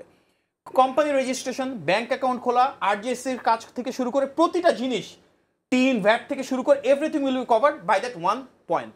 উনিই বাকি গভর্নমেন্টের যতগুলো এজেন্সির সাথে নেগোশিয়েট করার প্রয়োজন, কোঅর্ডিনেশন করা দরকার করবে। এর মাধ্যমে আমরা রেট টেপ কমিয়ে আনতে চাই, পয়েন্ট টু পয়েন্ট অ্যাক্সেসের সংখ্যা কমিয়ে আনতে চাই, এবং প্রত্যেকটা হবে অ্যাকাউন্টেবিলিটি বেস, টাইম বাউন্ড। একটা নির্দিষ্ট সময়ের ভিতরে সেই যে ব্যক্তি কাজ করছে, একটা নির্দিষ্ট ফরেন ফার্মকে সার্ভ করছে, ওনার দায়িত্ব ডেলিভারি দেওয়া। তো এই যে একটা ট্রান্সপারেন্ট ইকোনমিক সিস্টেম, এর বাইরে বাংলাদেশ আগাতে পারবে না। আমরা সেই বাংলাদেশে ফেরত যেতে চাই না যেখানে অলিগার্কি ক্রিয়েট হবে, হাজার হাজার কোটি টাকার বড় বড় প্রজেক্ট হবে, সোকল মেগা প্রজেক্টের নামে মেগা করাপশন হবে। আমরা চাই ইউথ এম্পাওয়ারমেন্ট, আমরা চাই ব্যাপকভাবে জনগণের ভিতর কর্মসংস্থান তৈরি করতে হবে, এবং কর্মসংস্থান তৈরি করার জন্য ডিফারেন্ট ইন্ডাস্ট্রিকে হাইলাইট করতে হবে। সেই ইন্ডাস্ট্রিগুলোতে এমনভাবে হতে হবে, এত বেশি টেকনোলজির প্রয়োজন নাই যেখানে আর্টিফিশিয়াল ইন্টেলিজেন্স বা রোবোটিক্সের মাধ্যমে ওয়ার্ক এমপ্লয়মেন্ট কমে যাচ্ছে। আমরা টেকনোলজি ইউজ করব, এআই আমরা রোবোটিক্স রাখবো, কিন্তু তার অর্থ এই যে আমাদের এফিসিয়েন্সি বাড়বে, অ্যাট দ্য সেম টাইম জবের অপরচুনিটি আরও বাড়বে। সে আমরা দেখি চ্যাট জিপিটির মতো অনেকগুলো প্ল্যাটফর্ম কিন্তু তৈরি করা হচ্ছে, সেখানে ডেটা তৈরি করা, ডেটা মাইনিং করা, ট্রেন করা সফটওয়্যারকে, সে কাজের জন্য কিন্তু আমরা আমাদের আইটি সেক্টরকে ব্যবহার করতে পারি। আমাদের অনেক ইঞ্জিনিয়ার রয়েছে, তাদের যদি ক্যাপাসিটি দেখি, স্কিল সেট দেখি, পৃথিবীর কোনো দেশে চাইতে তারা খারাপ না, কিন্তু তারা বাইরে চলে যাচ্ছে because of lack of opportunity. আমরা যদি বাইরে থেকে বড় বড় কোম্পানিকে আনতে পারি, আমাদের যে টেক ক্লাস্টার আছে সেগুলো তৈরি করতে পারি, আমাদের ইকোনমিক হাব তৈরি করতে পারি, তাহলে অবশ্যই সম্ভব। হাইটেক পার্ক, সফটওয়্যার পার্কের নেটওয়ার্ক সারা বাংলাদেশ জুড়ে করে রেখেছে আওয়ামী লীগ, লুটপাটের প্রজেক্ট একটা, একদম কোনোটা ফাংশনাল না। আমরা সেগুলোতে আমাদের ট্রেনিং সেন্টার তৈরি করতে পারি, আমাদের যেগুলো টিটিসি আছে, ভোকেশনাল আছে, সেগুলোকে ইন্ট্রোডিউস করব, আমাদের এডুকেশন সেক্টরে ভোকেশনাল সিস্টেম ইন্ট্রোডিউস করব, এটা আমাদের নেতা জনাব তারেক রহমানের নির্দেশনা। এবং এর আলোকে ভিত্তি করে সারা বাংলাদেশে আমরা একটা জব রিভলিউশন তৈরি করতে চাই। দ্যাট ইনক্লুডস আমাদের এক্সিস্টিং যে সেক্টরগুলো রয়েছে, গার্মেন্টের মতন, ফুটওয়ারের মতন, সেগুলো, এবং এর পাশাপাশি আমরা নতুন নতুন থ্রাস্ট সেক্টর তৈরি করব। এবং আরও একটা কাজ করতে পারি কিন্তু গার্মেন্টে, যেমন ব্যাকওয়ার্ড লিঙ্কেজের জন্য আমরা বন্ডের ফ্যাসিলিটি রয়েছে, ব্যাক টু ব্যাক এলসির সুবিধা রয়েছে। আমরা ইতিমধ্যে পর্যালোচনা করছি যে অন্য যে ইন্ডাস্ট্রিগুলোতে অনেক বেশি এমপ্লয়মেন্ট আমরা তৈরি করতে পারি, সেখানে কিভাবে এই ধরনের ফ্যাসিলিটি আমরা ইন্ট্রোডিউস করতে চাই, যেন ইন্ট্রোডাকশনের মাধ্যমে আমাদের ইন্ডাস্ট্রি গ্রোথ হয়। সো প্রত্যেকটা ইকোনমিক অ্যাক্টিভিটির প্যারামিটার হবে কি, we want to create job. একজন মানুষ লোন নেবে, ফাইন, কিন্তু সেই লোনের এগেনস্টে কতগুলো জব আমরা ক্রিয়েট করছি। আমরা এসএমই ইকোসিস্টেম গড়ে তুলবো, সেই ধরনের ফ্যাসিলিটেশন দিব যার মাধ্যমে ইন্ডিভিজুয়ালস এন্টারপ্রেনার হিসেবে গড়ে উঠে। একটা ইউনিভার্সিটিতে সিট ফান্ডিং দিব, কমার্শিয়ালাইজেশনের আইডিয়া দিব। প্রত্যেকটা ইউনিভার্সিটি কিন্তু বছর সেটার একটা কম্পিটিশন হতে পারে যে কার কত ভালো বিজনেস আইডিয়া রয়েছে, এটার উপর ভিত্তি করে আমরা ইনোভেশন গ্র্যান্ড দিতে পারি, আইডিয়া কমার্শিয়ালাইজ করতে পারে, লোকাল ইন্ডাস্ট্রি একাডেমির কোলাবোরেশন বাড়তে পারে। এই মুহূর্তে কিন্তু ইন্ডাস্ট্রি থেকে একাডেমির একটা বড় ধরনের গ্যাপ রয়েছে, অনেক গ্র্যাজুয়েট বের হচ্ছেন যারা ইন্ডাস্ট্রির সাথে রিকোয়ার্ড যে স্কিল সেট সেটা তৈরি করতে পারছে না। তো কেন হবে না? আমাদের যেখানে এগ্রিকালচারাল প্রোডাক্ট তৈরি হচ্ছে, সেখানে যে পাবলিক রিসার্চ ইনস্টিটিউট রয়েছে, লোকাল ইউনিভার্সিটি আছে, লোকাল ইন্ডাস্ট্রি রয়েছে, ওনাদেরকে আমরা একটা ক্লাস্টার তৈরি করে দিতে পারি। লোকাল প্রবলেম ওইভাবে সলভ করা সম্ভব। বাংলাদেশে তো বুয়েট করছে, আমাদের ট্রাফিক সমস্যা, নগরায়নের সমস্যা, বুয়েটের ইঞ্জিনিয়ার ইনভলভ হচ্ছেন না জাতীয় পর্যায়ে। এই জিনিসটা আমরা লোকাল পর্যায়ে যেখানকার যে প্রবলেম সেটা টেইলর মেড ভাবে আমাদের লোকাল সলিউশন কনসার্ন যে ইউনিভার্সিটি আছে তারা করবে। এই প্রত্যেকটা কাজের ক্ষেত্রে আমাদের এমপ্লয়মেন্ট তৈরি হবে। So the parameter of economy will have to be employment generation ভবিষ্যৎ বাংলাদেশে ইনশাল্লাহ। সেটা করতে পারবো কখন? যখন we have a system in place, যেখানে অ্যাকাউন্টেবিলিটি থাকবে, যেখানে ট্রান্সপারেন্সি থাকবে, যেখানে রুলস বেসড অর্ডার থাকবে, যেটা আমাদের লিবারাল ইকোনমিক পলিসি সেটাকে সাপোর্ট করবে, এবং এটা এককভাবে কোনো রাজনৈতিক দল করবে না। আমরা দৃঢ়ভাবে বিশ্বাস করি বাংলাদেশের সবচেয়ে জনপ্রিয় রাজনৈতিক দল হিসেবে বিএনপি রাষ্ট্র পরিচালনা আসবে, কিন্তু এই কাজটা বিএনপি না, এই কাজটা সারা বাংলাদেশের গভর্নমেন্ট হিসেবে বিএনপি শুধু পলিসি প্রপোজালগুলো দিবে, প্রোগ্রামগুলোকে কার্যকর করবে। এটা খুব খুশি মনে আমি বলতে পারি, অনেকে হয়তো জানেন না, আমাদের নেতা জনাব তারেক রহমান ওনার ডেইলি যে মিটিংগুলো হচ্ছে একটা বড় অংশ কিন্তু এই কাজগুলো নিয়ে কাজ করছেন। দারুণ। এবং উনি যারা প্রফেশনাল রয়েছেন, যারা প্র্যাকটিশনার রয়েছেন, একাডেমিক রয়েছেন, সিভিল সোসাইটি মেম্বার্স রয়েছেন, সিভিল সার্ভিসে যারা ছিলেন এবং বর্তমানে কাজ করছেন, সবাইকে নিয়ে কনসালটেশনের মাধ্যমে, ডায়ালগের মাধ্যমে এই কাজগুলো করছেন। এই পলিসিগুলো নিয়ে আমরা শিওর ইনশাল্লাহ নির্বাচনের আগে উনি বাংলাদেশের নেশন ওয়াইড কনসালটেশনে যাবেন, যেভাবে আমরা 31 দফা নিয়ে সারা বাংলাদেশে গিয়েছি। এক্ষেত্রে একটা কথা মানে রিইটারেট করা দরকার, বাংলাদেশের প্রেজেন্ট কনটেক্সটে কিন্তু বিএনপি একমাত্র দল যা সুনির্দিষ্ট পলিসি প্রপোজাল রয়েছে, এটার কারণ নাই। আমাদের 31 দফা আছে, সেই 31 দফাকে নিয়ে বাংলাদেশের প্রত্যন্ত অঞ্চলে প্রতিটা জায়গায় গিয়েছে আমাদের সাংগঠনিক কাঠামোকে ব্যবহার করে। আমরা ঢাকা থেকে শুরু করলাম, প্রত্যেকটা বিভাগে গিয়েছি, জেলায় গিয়েছি, উপজেলায় গিয়েছি, ইউনিয়নে গিয়েছি, ওয়ার্ডে গিয়েছি, ওয়ার্ড পর্যায়ে পর্যন্ত আমরা 31 দফা নিয়ে কথা বলছি। এই প্রোগ্রামগুলোতে গিয়ে জাস্ট আমরা পলিসি থ্রো করছি না, এগুলো এঙ্গেজমেন্ট হচ্ছে 2 ওয়ে। প্রত্যেকটা জায়গায় গিয়ে আমরা ফিডব্যাক নিচ্ছি, প্রান্তিক পর্যায়ে মানুষের চাহিদা কি সেই জিনিসটা আমরা আমাদের পলিসি মেকিং ইন্টিগ্রেট করছি। এই যে মাস একটা এঙ্গেজমেন্ট 31 দফা নিয়ে, সেই 31 দফায় তো আমাদের ভবিষ্যৎ বাংলাদেশের রূপকল্প। আমরা কিভাবে এমপ্লয়মেন্ট জেনারেট করব, কিভাবে মানুষের ফ্রিডম এবং রাইটকে ফ্যাসিলিটেট করব, কিভাবে আমরা গ্রাসরুটস এম্পাওয়ারমেন্ট করব, তৃণমূলের ক্ষমতায়ন করব, প্রত্যেকটা এর মাঝে রয়েছে। তবে একটা কথা বলতে হবে, আমরা সংস্কার বলতে যা বুঝি, সংস্কার মানে শুধুমাত্র কেতাবে কথা বললাম, প্রাতিষ্ঠানিক সংস্কার বললাম তাই না। সংস্কার মানে মানুষের ভাগ্য পরিবর্তনের জন্য আমরা কি করব, এবং এই যে বিষয়গুলো আমরা এতক্ষণ আলোচনা করলাম, প্রত্যেকটা শ্রেণী এবং পেশার মানুষের জীবন মান আরো কিভাবে উন্নয়ন করব, তাদের সমস্যা কিভাবে সমাধান করব, কিভাবে নিশ্চিত করবো সে তার পরিবার নিয়ে আরো ভালো থাকে, আরো সুরক্ষিত থাকে, অর্থনৈতিকভাবে আরো স্বাবলম্বী হয়। এই সবকিছুই কিন্তু রাষ্ট্রের সংস্কার, এবং বিএনপি সেই দল যেটা সবার আগে সংস্কারের প্রস্তাব দিয়েছিল। আপনারা যদি দেখেন 2016 সালে ভিশন 2030 দিয়েছিলেন দেশনেত্রী বেগম খালেদা জিয়া, সেখানে সবকিছু ছিল। 2022 সালে 27 দফা দিয়েছিলেন আমাদের ভারপ্রাপ্ত চেয়ারম্যান জনাব তারেক রহমান, এবং 2023 সালে উনি এটাকে আপডেট করে 31 দফা দিয়েছিলেন। আমি যে কথাগুলো বললাম তার প্রায় প্রত্যেকটার ব্রিফ রূপরেখা কিন্তু 31 দফাতে ছিল। এগুলো আমরা ডিটেইলে কাজ করছি।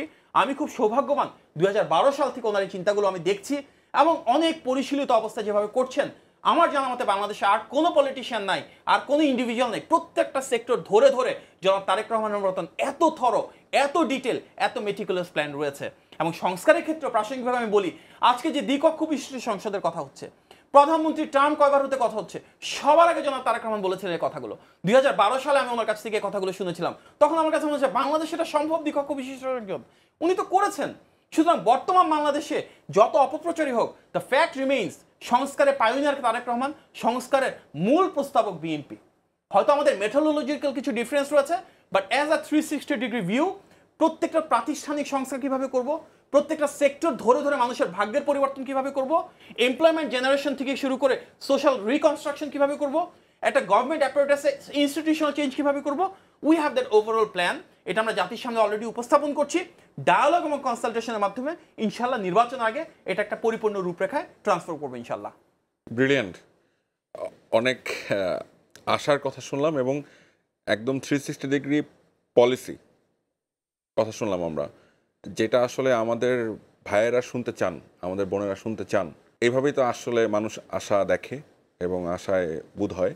সাংস্কৃতিক আগ্রাসন ছিল আমাদের দেশে অনেক আগে থেকে। আগ্রাসন শুধুমাত্র বিদেশি শক্তির আগ্রাসন না, এই দেশে একটা ন্যারেটিভ প্রচার করা, মুক্তিযুদ্ধকে একটা ন্যারেটিভে দিয়ে দেওয়া, শুধু এই দলটারই সব কিছু, যেটা অলরেডি 24-এ অনেকেই করছেন বলে আপনি বলেছেন।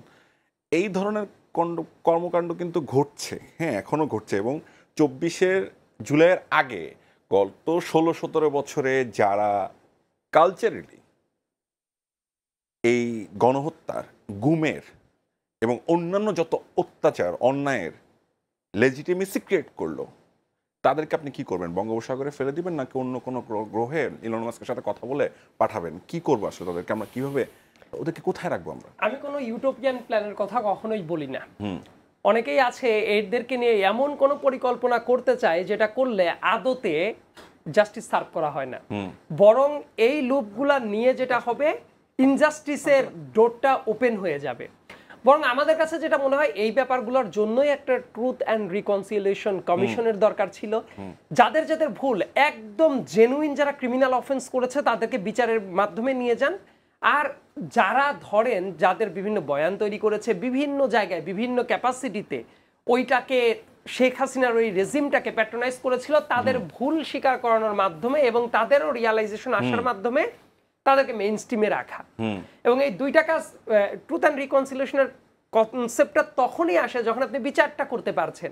কিন্তু বিচার ব্যবস্থা যেভাবে আগাচ্ছে তাতে করে আশাবাদী হওয়ার মতো কোনোই কারণ নাই, বরং এমন অনেক জায়গায় অনেক কেস ঘটছে যেটা আদতে এই বিচার ব্যবস্থাটাকে প্রশ্নবিদ্ধ করে ফেলবে। একজন মিডিয়ার অভিনয় করে সম্ভবত, এমন একজনকে দেখলাম যে ওই জুলাই গণ অভ্যুত্থানের টাইমে বাংলাদেশেই ছিল না, ছিল বাইরে। উনি যখন এয়ারপোর্ট দিয়ে যাচ্ছেন, এয়ারপোর্ট থেকে তাকে অ্যারেস্ট করে নিয়ে আসা হইলো এমন একটা মামলার, যে মামলার সাথে ওনার কোনো সংস্পর্শই নাই। পরের দিন জামিন দেওয়া হলো না, তারপরে আবার দেশে সমালোচনা শুরু হলো, তারপরের দিন আবার জামিন দিয়ে দেওয়া হলো। মানে এই হুলস্থুল কাণ্ড কারখানার ভিতরে স্বরাষ্ট্র উপদেষ্টা তিনি দিয়ে বললেন যে না ধরলে তো আবার বলতেন কেন ছেড়ে দিলাম। কিন্তু এর মাধ্যমে উনি যে ওনার লায়াবিলিটিটাকে মানে ওভারকাম করে যাওয়ার চেষ্টা করলে এটা কিন্তু কেউ প্রশ্ন করে এটা তো কঠিন ফাঁকিবাজি করলেন উনি। অবশ্যই ফাঁকিবাজি, এবং এই জায়গায় উনি ওনার শপথ ভঙ্গ করেছেন। অফকোর্স আমি যদি অ্যাজ পার ল কথা বলি, উনি যখন মন্ত্রিত্বের শপথ নিয়েছে উনি কিন্তু একটা শপথ নিয়েছিলেন যে আবেগ বিরাগের মানে বশবর্তী হয়ে হয়ে কোনো কাজ করবেন না, কিন্তু ওই টাইম উনি যে কাজ করেন সব তো আবেগের বশবর্তী হয়ে তাইলে করছেন। Absolutely. এটা কিন্তু তার শপথ ভঙ্গ। একদম। 2 নম্বর ব্যাপার হলো, ধরেন বাংলাদেশে কোন একজন ক্রিকেটার বা একজন ফুটবলার যখন মাঠে খেলছে তখন প্রচন্ড বাজে পারফরমেন্স করলো, এসে বললো আমি খুব ভালো মানুষ, আপনি কি হাততালি দিবেন? কারণ তাকে যে কাজের জন্য ওই জায়গায় পাঠানো হয়েছে আমরা কিন্তু তার কাছে ওই কাজটাই দেখতে চাই। স্বরাষ্ট্র উপদেষ্টা ব্যক্তিগত জীবনে অনেক সৎ, অনেক ভালো মানুষ, অনেক শিশু সুলভ একজন মানুষ, অবশ্যই প্রশংসাযোগ্য, কিন্তু আমরা কি ওনাকে যে কাজে বসানো হয়েছিল ওই কাজে যদি উনি ক্রমাগত ব্যর্থ হতে থাকে উনি কতটা ভালো মানুষ এই জন্য কি আমরা হাততালি দিব? প্রশ্ন ওঠে না। বাট ইন্টারেস্টিং ফ্যাক্টটা রিলেট করে দিচ্ছি কেন এই কথাটা বললাম। কিন্তু দেখবেন মিডিয়াকে যেভাবে ইউজ করা হচ্ছে, উনি কত কম দামি শার্ট পরছেন, কোথায় গিয়ে কাকে হাই দিলেন, কার গিয়ে মাথা সাপটাইলেন, কতটা সিম্পল চলাফেরা করেন, এই জন্য মিডিয়াকে ব্যবহার করে এবং এই গভর্নমেন্টের পিআর এজেন্সিগুলা তাকে সবসময় হাততালি দেওয়ার ব্যবস্থা করে দিয়ে যাচ্ছে। হোয়ারএজ এই দেশের ল অ্যান্ড অর্ডার সিচুয়েশন ক্রমাগত যেভাবে ডিটোরিয়েট করছে সেটার দিকে আঙ্গুলো তুলতে দিচ্ছে না, এবং এই কাজগুলোর স্পিনিংটা কারা করে? চলে যান ওই কালচারাল সাইডে, চলে যান মিডিয়ার সাইডে, চলে যান অ্যাড ক্যাম্পেইন যারা করে তারাই। এবং অতীতে যারা এই ফ্যাসিবাদের দোসর ছিল তাদেরকেই বিভিন্ন ক্যাপাসিটিতে গুরুত্বপূর্ণ জায়গাগুলোতে রাখা হয়েছে। উদাহরণটা আমি এমনি এমনি দেইনি, বোঝার জন্য সুবিধা হবে। দর্শক এখানে অনেক বড় একটা জায়গা, এটাকে একটু খুব মনোযোগ দিয়ে বোঝার চেষ্টা করবেন, ভেতরে ধারণ করেন, একটু বুঝেন, মানে খুব ইন্টারেস্টিং একটা জায়গায় এসেছে। এই জায়গাটা কথা বলতে গেলে আসলে আমরা অনেক জায়গায় তো অনেক হালকা চলে কথা বলতে হয়, কিন্তু এই আলোচনাগুলো অনেকে কিন্তু চিন্তাও করে না যে গভীরভাবে আসছে কিনা। আমার দর্শক খুবই ক্রিটিক্যাল। হ্যাঁ বলেন। শেখ হাসিনা তো একদিনে শেখ হাসিনা হয়নি। শেখ হাসিনা ফেয়ার ভোটের সিস্টেম যেদিন থেকে বন্ধ করেছে ওই দিন থেকে সে স্বৈরাচারী শেখ হাসিনা হয়ে গেছে। তো এই শেখ হাসিনার ভোটের ক্যাম্পেইন যারা চালাতো, শেখ হাসিনার ভোটের ক্যাম্পেইন তো চালানো দূরে থাক, 2024 সালের 7 জানুয়ারি নিকৃষ্টতম একটা ডামি ইলেকশন হওয়ার পরে যেসব নায়িকারা ওই হাতে অবচনীয় কালি প্রদর্শন করে বেড়াতে, আমি এটার নাম দিয়েছিলাম কলঙ্কিনীর ছাপ। ওই কলঙ্ক যারা প্রদর্শন করে বেড়াতো তাদের ফেসবুক ঘাটলে এখনো পাবেন। হঠাৎ করে এই সরকার আসার পরে তাদেরও তো রিকনসিলিয়েশন দরকার ছিল, তাদেরও তো ট্রুথ কমিশনের ভিতর দিয়ে যাওয়ার দরকার ছিল। আমি অ্যাক্ট করি সাইদ আব্দুল্লাহ, আমি যেটা সবসময় বলি সেটা আমার ব্যক্তিগত মতামত। এখানে আমি আসলে মানে কি বলবো, এক ধরনের একটা প্রচলিত অ্যাঙ্করিং করার জন্য এখানে আমি বসিনি, এই প্রোগ্রামটা আমার করা না। এখানে আমি আমার মতামত রাখি, সেটা হচ্ছে আমি বলেছিলাম তাদেরকে ক্ষমা চাইতে হবে। অ্যাড করেন। অবশ্যই এই ক্ষমাটা না চাইলে যেটা জাতির কাছে চাইতে হবে, অবশ্যই তাদের বিবেকের জায়গায় ক্ষমা প্রার্থনা করা উচিত না। তারাই তো শেখ হাসিনাকে মানে প্যাট্রোনাইজ করেছে সব জায়গায়, শেখ হাসিনাকে বানিয়েছে তো এরা, কিন্তু আলটিমেটলি তারা কিন্তু এখন ব্ল্যাঙ্ক চেক পেয়ে গেল। এই ব্ল্যাঙ্ক চেকটা পাওয়ার কারণে তারা কিন্তু ক্ষণে ক্ষণেই এই সুযোগ সন্ধানী চরিত্রটা দেখানো শুরু করবে। অনেক জায়গায় ধরেন যে 2-1টা মিসম্যাচ হচ্ছে, তারা এটাকে শেখ হাসিনার সাথে তুলনা করা শুরু করবে। ও শেখ হাসিনাও গণহত্যা চালাইতো, এই যে আমাকেও তো গণহত্যা চালাচ্ছে। হোয়ারএজ গণহত্যা পৃথিবীর ইতিহাসে সবচেয়ে সিরিয়াসতম নিকৃষ্টতম অপরাধের একটা। দেখেন হঠাৎ করে 2-1টা কেসে ঘন ঘন শেখ হাসিনার সাথে রিলেট করে দেওয়ার চেষ্টাটা চালায়। আবার দেখবেন ধরেন বিএনপির কেউ একজন কথা বলছে, বা লেটস সে এনসিপির একজন বা অমুক তমুক যে কোনো একজন কথা বললেই দেখবেন হাসিনার যারা চেলাপেলা ছিল তাদের সাথে তুলনা করা হচ্ছে, এই অমুকে তো অমুক, অমুকে তো তমুক। এই যে কাজগুলো করার মাধ্যমে কি করা হচ্ছে জানেন, খুবই টেকনিক্যালি ওই মানুষদের অপরাধের গ্র্যাভিটিটাকে কমিয়ে এটা নর্মালাইজ করা হচ্ছে। কিন্তু এটা কি হওয়ার কথা ছিল? এইটা কিন্তু দেখেন মানুষ কিন্তু বুঝবে না, মানুষ হাততালি দিবে, অনেকেই না বুঝেও হাততালি দেয়। যে হাততালিটা 2013 সালে স্টেট স্পন্সর্ড শাহবাগ আন্দোলনে দেওয়া হয়েছিল, অনেক মানুষকে আমি দেখেছি মনে করতো শাহবাগে ওই টাইমে গিয়ে যদি হাততালি না দেয় তার যেন ভেতরের জাতীয়তা বোধ নাই হয়ে যাচ্ছে, সে যে দেশপ্রেমিক নাই হয়ে যাচ্ছে। এই ব্যাপারটা তৈরি কারা করেছিল? মিডিয়ার ভূমিকা ছিল না? অফকোর্স সবচেয়ে বড় ভূমিকা ছিল। যে মুহূর্তে আমাদের ওই শাপলা চত্বরে ম্যাসাকার চলছিল, পরের দিনের পত্র পত্রিকায় যেটা এসেছিল সেটা হলো অমকের কর্মীরা রাস্তা ডিভাইডারের গাছ কেটে নিয়ে যাচ্ছে, অমক করছে। মানুষের জীবনের যে গাছের মূল্য, এই জায়গাটা একটু মনে করাই দিচ্ছি দর্শককে, সরি আমি খুবই রিলেট করতে পারছি কথাগুলোর সাথে। পত্রিকায় বড় বড় পত্রিকায় লেখা হয়েছিল, ফ্ল্যাশড আউট করা হয়েছে অ্যাজ ইফ তারা হিউম্যান শিট। এক্স্যাক্টলি এই কাজটা সবসময় করা হয়। এই কারণে দেখবেন যে মানুষকে আপনি যখন এই টাইপ জায়গায় নিয়ে যাচ্ছেন, ডিহিউম্যানাইজ করছেন, আপনার ওই অপকর্মের বৈধতা কিন্তু তৈরি হয়। এই ডিহিউম্যানাইজ করার কাজ অনেকদিন যাবত সিস্টেমেটিক ওয়েতে যারা চালাচ্ছিল তারা এখনো বিভিন্ন জায়গায় বসে আছে। অনেকেই ফেসটা চেঞ্জ করেছে, অনেকেই সুযোগের জন্য অপেক্ষা করছে কখন কোন কাজটা হবে, টুপ করে ওইটাকে গিলে নিতে হবে। কিন্তু এইটা দেখার দায়িত্বে যারা ছিল, দেখবেন এই জায়গাগুলো দেখার দায়িত্বে যারা ছিল তারা দুর্ভাগ্যজনকভাবে এই গণ অভ্যুত্থানেরই শক্তি ছিল। অনেকে এই গণ অভ্যুত্থানের ছাত্র প্রতিনিধি যারা, তারা এই মন্ত্রণালয়গুলোতে বসেও যে কাজ হয় নাই এটাকেও প্রশ্নের দিকে নিয়ে যাচ্ছে না। আবার এই মিডিয়ার কাজগুলা কি দেখবেন, সাংবাদিকতা করার ন্যূনতম কিন্তু এথিক্সের জায়গাটা ছিল। তারা কি এটা করেছে? তারা এটা করে নাই। শেখ হাসিনার মানে সংবাদ সম্মেলন যেটা, আমি বলতাম বাংলাদেশের সবচেয়ে বড় ভাড়ামি দেখার সবচেয়ে উৎকৃষ্ট জায়গা ছিল শেখ হাসিনার প্রেস কনফারেন্স। কারণ ওই জায়গায় সাংবাদিকরা যা বলতো এটা দেখলেই বোঝা যেত যে দেশ কিভাবে চলছে। তো এই যে ভাড়ামির যে চরিত্র জায়গাগুলো ছিল তাদেরকে কি কোশ্চেন করা হয়েছে ঠিক মতো? উত্তর হলো সেটা করা হয় নাই। এই জন্যই ন্যারেটিভগুলা দেখবেন ক্ষণে ক্ষণে অন্য মানুষকেও শেখ হাসিনার রঙে রাঙিয়ে দিয়ে শেখ হাসিনার অপরাধটাকে নরমালাইজ করার চেষ্টাটা চালাবে। এই জন্য আমি বলি এই কালচারাল ফ্যাসিজম খুবই সিরিয়াস একটা ফ্যাসিজম, এবং এই সফট ফ্যাসিজম দিয়েই কিন্তু হাসিনা এতগুলো মানুষকে ভুলিয়ে রেখেছিল। সেই কাজ আবার নতুন করে শুরু হয়েছে। হাসিনা বোঝাইতো সে বিকল্পহীন, তার কোনো বিকল্প নাই। এবং এই ন্যারেটিভটাই ফিট করতো কারা? বিভিন্ন জায়গায় নাটকের মাধ্যমে, গানের মাধ্যমে, সিনেমার মাধ্যমে, বিভিন্ন টিভিতে, ডকুমেন্টারির মাধ্যমে, বিভিন্ন পদ্ধতিতে, ইভেন ছোট ছোট কন্টেন্ট ক্রিয়েটরদেরকে দিয়েও আমরা দেখেছি যে শেখ হাসিনা বন্দনা করে তাদেরকে ডেকে নিয়ে এসে আপনার রান্না খেতে চাই, যত আজে বাজে আলাপ, অনেক কাজ, এবং তাদেরকে বিভিন্ন জায়গায় প্যাট্রোনাইজ করা হয়েছে। এমনকি আমি একটা কথা বলি, আমি একটা টেলিভিশন চ্যানেলে আমার চাকরিও হয়েছিল। চাকরি করতে করতে জুলাই গণ অভ্যুত্থানে আমার কিন্তু চাকরিটাও ছাড়তে হয়েছিল দুঃখজনকভাবে। এবং আমার কাছে অপশন ছিল মাত্র এই জায়গাটা একটু লক্ষ্য করেন। সাইদ আব্দুল্লাহ নিজেও কিন্তু একজন মিডিয়া কর্মী হিসেবে কিভাবে ভুক্তভোগী হয়েছিল সত্য কথা বলার জন্য প্লিজ। আমার এই ইনভেস্টিগেশন কাজ এবং সবকিছু দেখে একটা বড় মিডিয়া হাউস, আমি তাদের নামও করতে চাই না কারণ আমার কোনো প্রতিহিংসার জায়গাটা আমার নাই। আমি জাস্ট বলার চেষ্টা করছি, দেখেন আমাকে ইনভাইট করে নিয়ে যাওয়া হলো বড় অফার দিয়ে সবকিছু করে, কিন্তু আমি যখন জুলাই গণ অভ্যুত্থানে খুবই ভোকাল কথা বলছি, মাঝে মাঝে রাস্তায় যাচ্ছি, আমার কাছে অপশনটা আসলো যে মুখ বন্ধ করতে হবে। মুখ বন্ধ করলে এমনকি একটা প্রমোশনও দিয়ে দেওয়া হবে, কিন্তু মুখ এরকম খোলা রাখলে কিন্তু চাকরিটা করা যাবে না। আমরা চাই না যে আপনি চাকরিটা ছাড়েন, আপনাকে চাকরিতে রাখার জন্য যা করা দরকার আমরা সবই করতে চাই। কি করে আমি বাসায় এসে বলেছিলাম আমি একটু সময় নিচ্ছি, আসার পর আমি চিঠি লিখেছিলাম। আমার যে ইমিডিয়েট বস ছিল এবং ওই মিডিয়া হাউসের যে সর্বোচ্চ ব্যক্তি ছিল, সেই 3 পেজের 2টা চিঠি জুলাই মাসের লাস্টের দিকে। চিন্তা করেন ওই টাইমে কে জানতো যে শেখ হাসিনা পড়েই যাবে। কিন্তু আমি ওই চিঠিগুলা লিখে তাদেরকে হোয়াটসঅ্যাপে পাঠানোর পরে বলেছিলাম যে this is my last thing, আমি আর এই ব্যাপারে কোনো ফার্দার কথা বলবো না। দেখেন ওই যে চিঠিগুলো আমার কাছে আমি রেখেই দিয়েছি, কিন্তু তারা বিভিন্ন ক্যাপাসিটিতে আমি দেখি যে এই চরিত্রের যে জায়গাগুলায় এটা আমার খুব চেনা।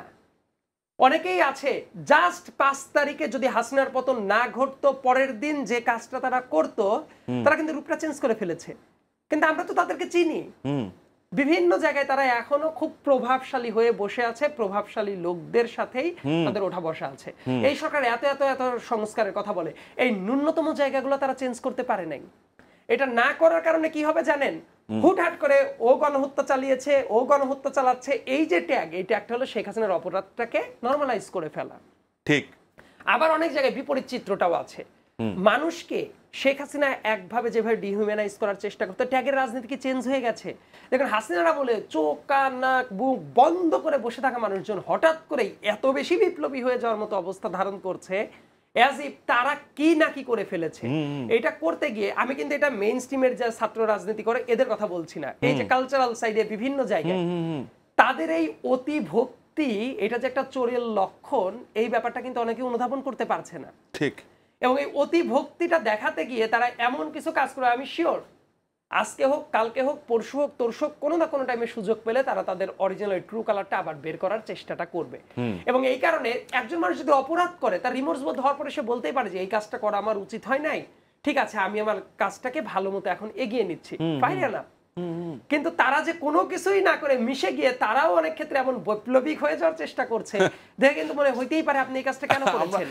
একটা উদাহরণ বলি, শুধু এটা ইন্টেলেকচুয়াল জায়গাতেও ইন্টেলেকচুয়াল জায়গাতে লেটস সে কেউ কোনো না কোনো টাইমে শেখ হাসিনাকে ধরেন ফুলকুমারী বলে আখ্যায়িত করে ফেলেছে একদম। আবার কেউ কখনো দেখবেন যে ইলেকশনের ঠিক আগ দিয়ে ওই ডামি ইলেকশনের আগ দিয়ে একটু অ্যাড করি, ইনসাফ টাইম কমিটি আমি একটু এটাই add করি। সাইদ আব্দুল্লাহ একটু অ্যাড করতেই হবে এখানে। Okay, sure. এইটা এত রিলেটেবল। 10,000 কোটি টাকার পদ্মা সেতুর প্রকল্প 40,000 কোটি টাকা শেষ হলো। সেই সাংস্কৃতিক ব্যক্তিত্ব উনি ফেসবুকে এটাকে ফলো করে প্রচার করলেন যে কি এক অপার বিস্ময়, সে পৃথিবীতে দেখেই না এরকম ঘটনা।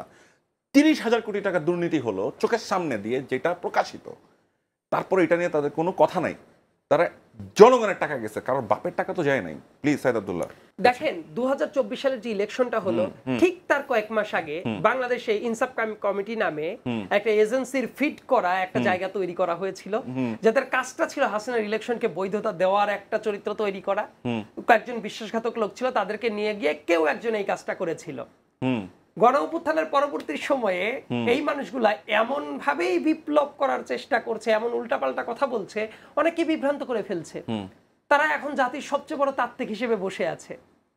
এই যে এই বৈপরীত্য, এইটাকে কিন্তু আইডেন্টিফাই না করে দিয়ে তাদেরকে দেখুন ইনসাফ কমিটি কেন খোলা হয়েছিল এই প্রশ্ন তো তাদের কাছে রাখা উচিত ছিল, কিন্তু তারা ওই টাইমে গণতন্ত্রটাকে ব্যাহত করার এই যে এজেন্সির মাধ্যমে ফিট করা একটা জিনিস ওই মানুষরাই করেছিল।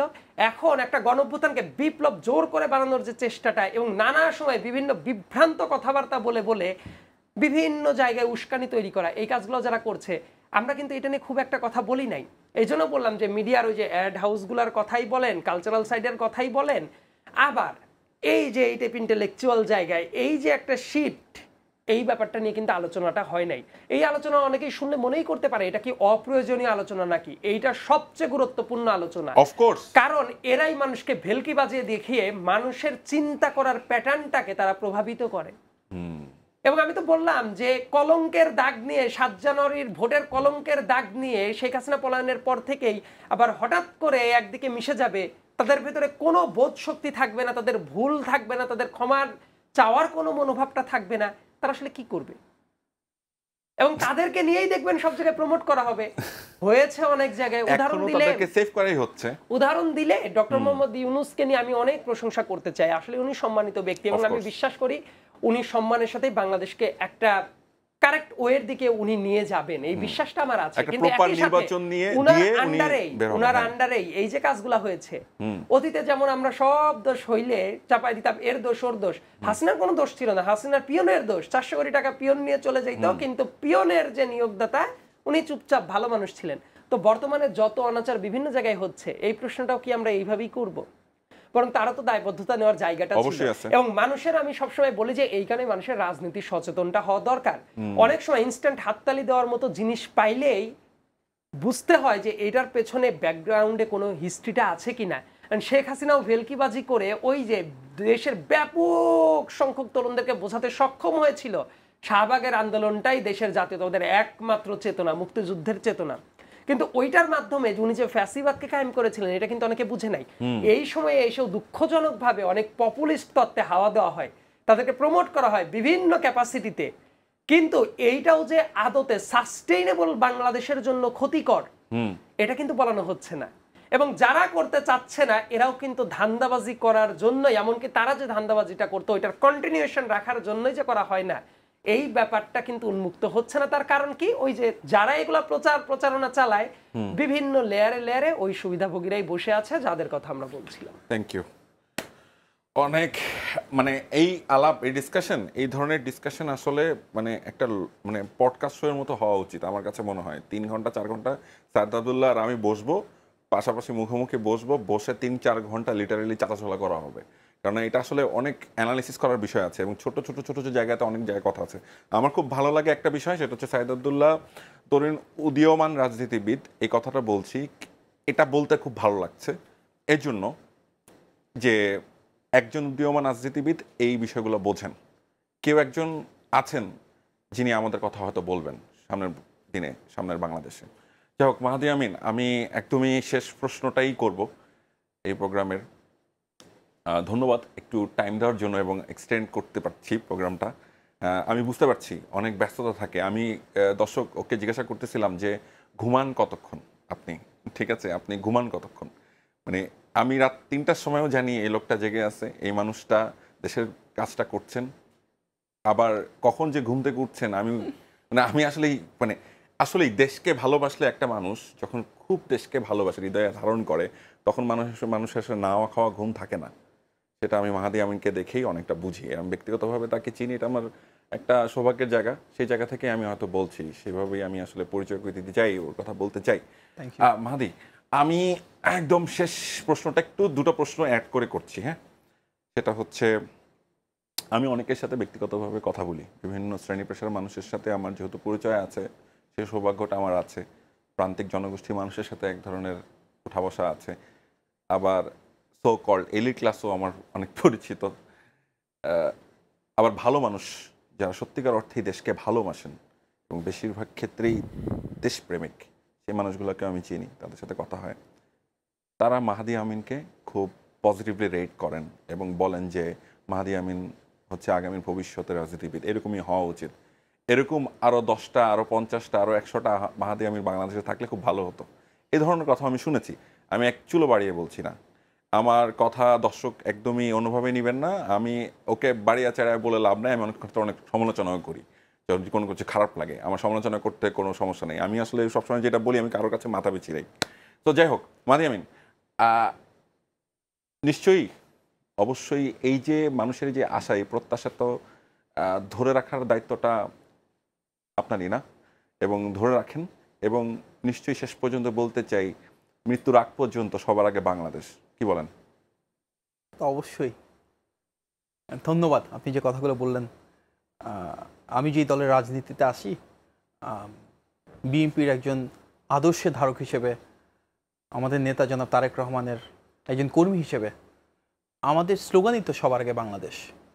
যা কিছু হোক না কেন, যত প্রতিবন্ধকতা থাকবে, অপপ্রচার থাকতে পারে, ষড়যন্ত্র থাকতে পারে, প্রতিকূলতা থাকতে পারে, কিন্তু বাংলাদেশের স্বার্থ, বাংলাদেশের সার্বভৌমত্ব, জনগণের কল্যাণ, এটিতে আমাদের রাজনীতির একদম সেন্ট্রাল পয়েন্ট। বিএনপি সবসময় বাংলাদেশের সার্বভৌমত্ব, স্বাধীনতা, গণমানুষের কল্যাণ, গণতন্ত্র, সেটিকে সামনে রেখে রাজনীতি করেছে, যেটি শহীদ প্রেসিডেন্ট জিয়াউর রহমান শুরু করেছিলেন, দেশনেত্রী বেগম খালেদা জিয়া ধরে রেখেছেন, এবং গত 16 বছর ধরে ফ্যাসিবাদ বিরোধী আন্দোলনে জনাব তারেক রহমান সেটিকে ধারণ করেছেন। আমরা সবাই মিলে এমন একটা বাংলাদেশ গড়ে তুলতে চাই, যেখানে রাতের আধারে কেউ এসে নক করবে না, পুলিশ বা গোয়েন্দা বাহিনীর ভয়ে কারো থাকবে না যে ধরে নিয়ে চলে যাবে, গুম করবে, খুন করবে। সেই সংস্কৃতি আমরা আর এই বাংলাদেশে চাই না। আমরা এমন বাংলাদেশ চাই না যেখানে হয়তো সত্যি কথা বলার জন্য, ন্যায়ের পথে থাকার জন্য একজন মানুষকে বাক স্বাধীনতা হরণ করে কালো আইন, হতে পারে আইসিটি বা ডিজিটাল সিকিউরিটি অ্যাক্টের নামে যা বানানো হয়েছে, সেগুলো দিয়ে বছরের পর বছর জেলে নিয়ে রাখা হচ্ছে। সেই বাংলাদেশে আমরা ফেরত যেতে চাই না, যেখানে জেলে নিয়ে শুধুমাত্র গণতন্ত্রের পক্ষের রাজনৈতিক দল, বিএনপি বা অন্য কোনো রাজনৈতিক দলের সাথে সম্পৃক্ত থাকার কারণে টর্চার করে মেরে ফেলা হয়। আমরা দেখেছি বছরের পর বছর ধরে হাজার হাজার মানুষকে, লক্ষ লক্ষ পরিবারকে ধ্বংস করে দিয়েছে। তাদের অপরাধ কি ছিল?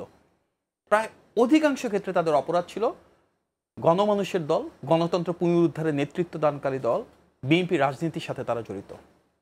আমাদের নেতা জনাব তারেক রহমান বাংলাদেশের স্বাধীনতার ঘোষকের সন্তান, বহুদলীয় গণতন্ত্র যিনি সূচনা করেছিলেন তার সন্তান, সংসদীয় গণতন্ত্র যিনি সূচনা করেছিলেন তার সন্তান।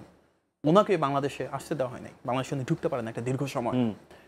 যে নেত্রী দেশনেত্রী বেগম খালেদা জিয়া, ওনাকে চিকিৎসা থেকে বঞ্চিত করে মিথ্যা মামলায় জেলখানা, একটা পরিত্যক্ত জায়গায় বছরের পর বছর ধরে রাখা হয়েছিল। সেই বাংলাদেশ আমরা কেউ চাই না। যেই পরিণতি বিএনপির সাথে হয়েছে, যে সিভিয়ার হিউম্যান রাইটস ভায়োলেশনসের শিকার আমরা হয়েছি, ভবিষ্যৎ বাংলাদেশে যেন এটার কারণ না হয়। প্রত্যেকটা শ্রেণী পেশার মানুষ যেভাবে আঘাতের শিকার হয়েছে, প্রত্যেকটা শিক্ষা প্রতিষ্ঠানে ছাত্রলীগের যে সন্ত্রাসীরা রয়েছে, হেলমেট বাহিনী, হাতুড়ি বাহিনী, তাদের দ্বারা সাধারণ শিক্ষার্থীরা যেভাবে নিগৃহীত হয়েছে। আপনি দেখেন গত 16 বছরে শেয়ার মার্কেট কেলেঙ্কারি হয়েছে, যারা তাদের অধিকারের জন্য নেমে এসেছিল তাদের উপর পুলিশের হামলা হয়েছে। শিক্ষক, সাংবাদিক, মানবাধিকার কর্মী, বেসরকারি চাকরিজীবী, সরকারি চাকরিজীবী, কৃষক, কেউ বাদ নেই। প্রত্যেকটা মানুষ যেই যখন তার স্বাধীনতা এবং অধিকার নিয়ে রাজপথে নেমে এসেছে, প্রত্যেককে অত্যন্ত কঠিন এবং নিষ্পেষণের মাধ্যমে তাদেরকে দমন করা হয়েছে।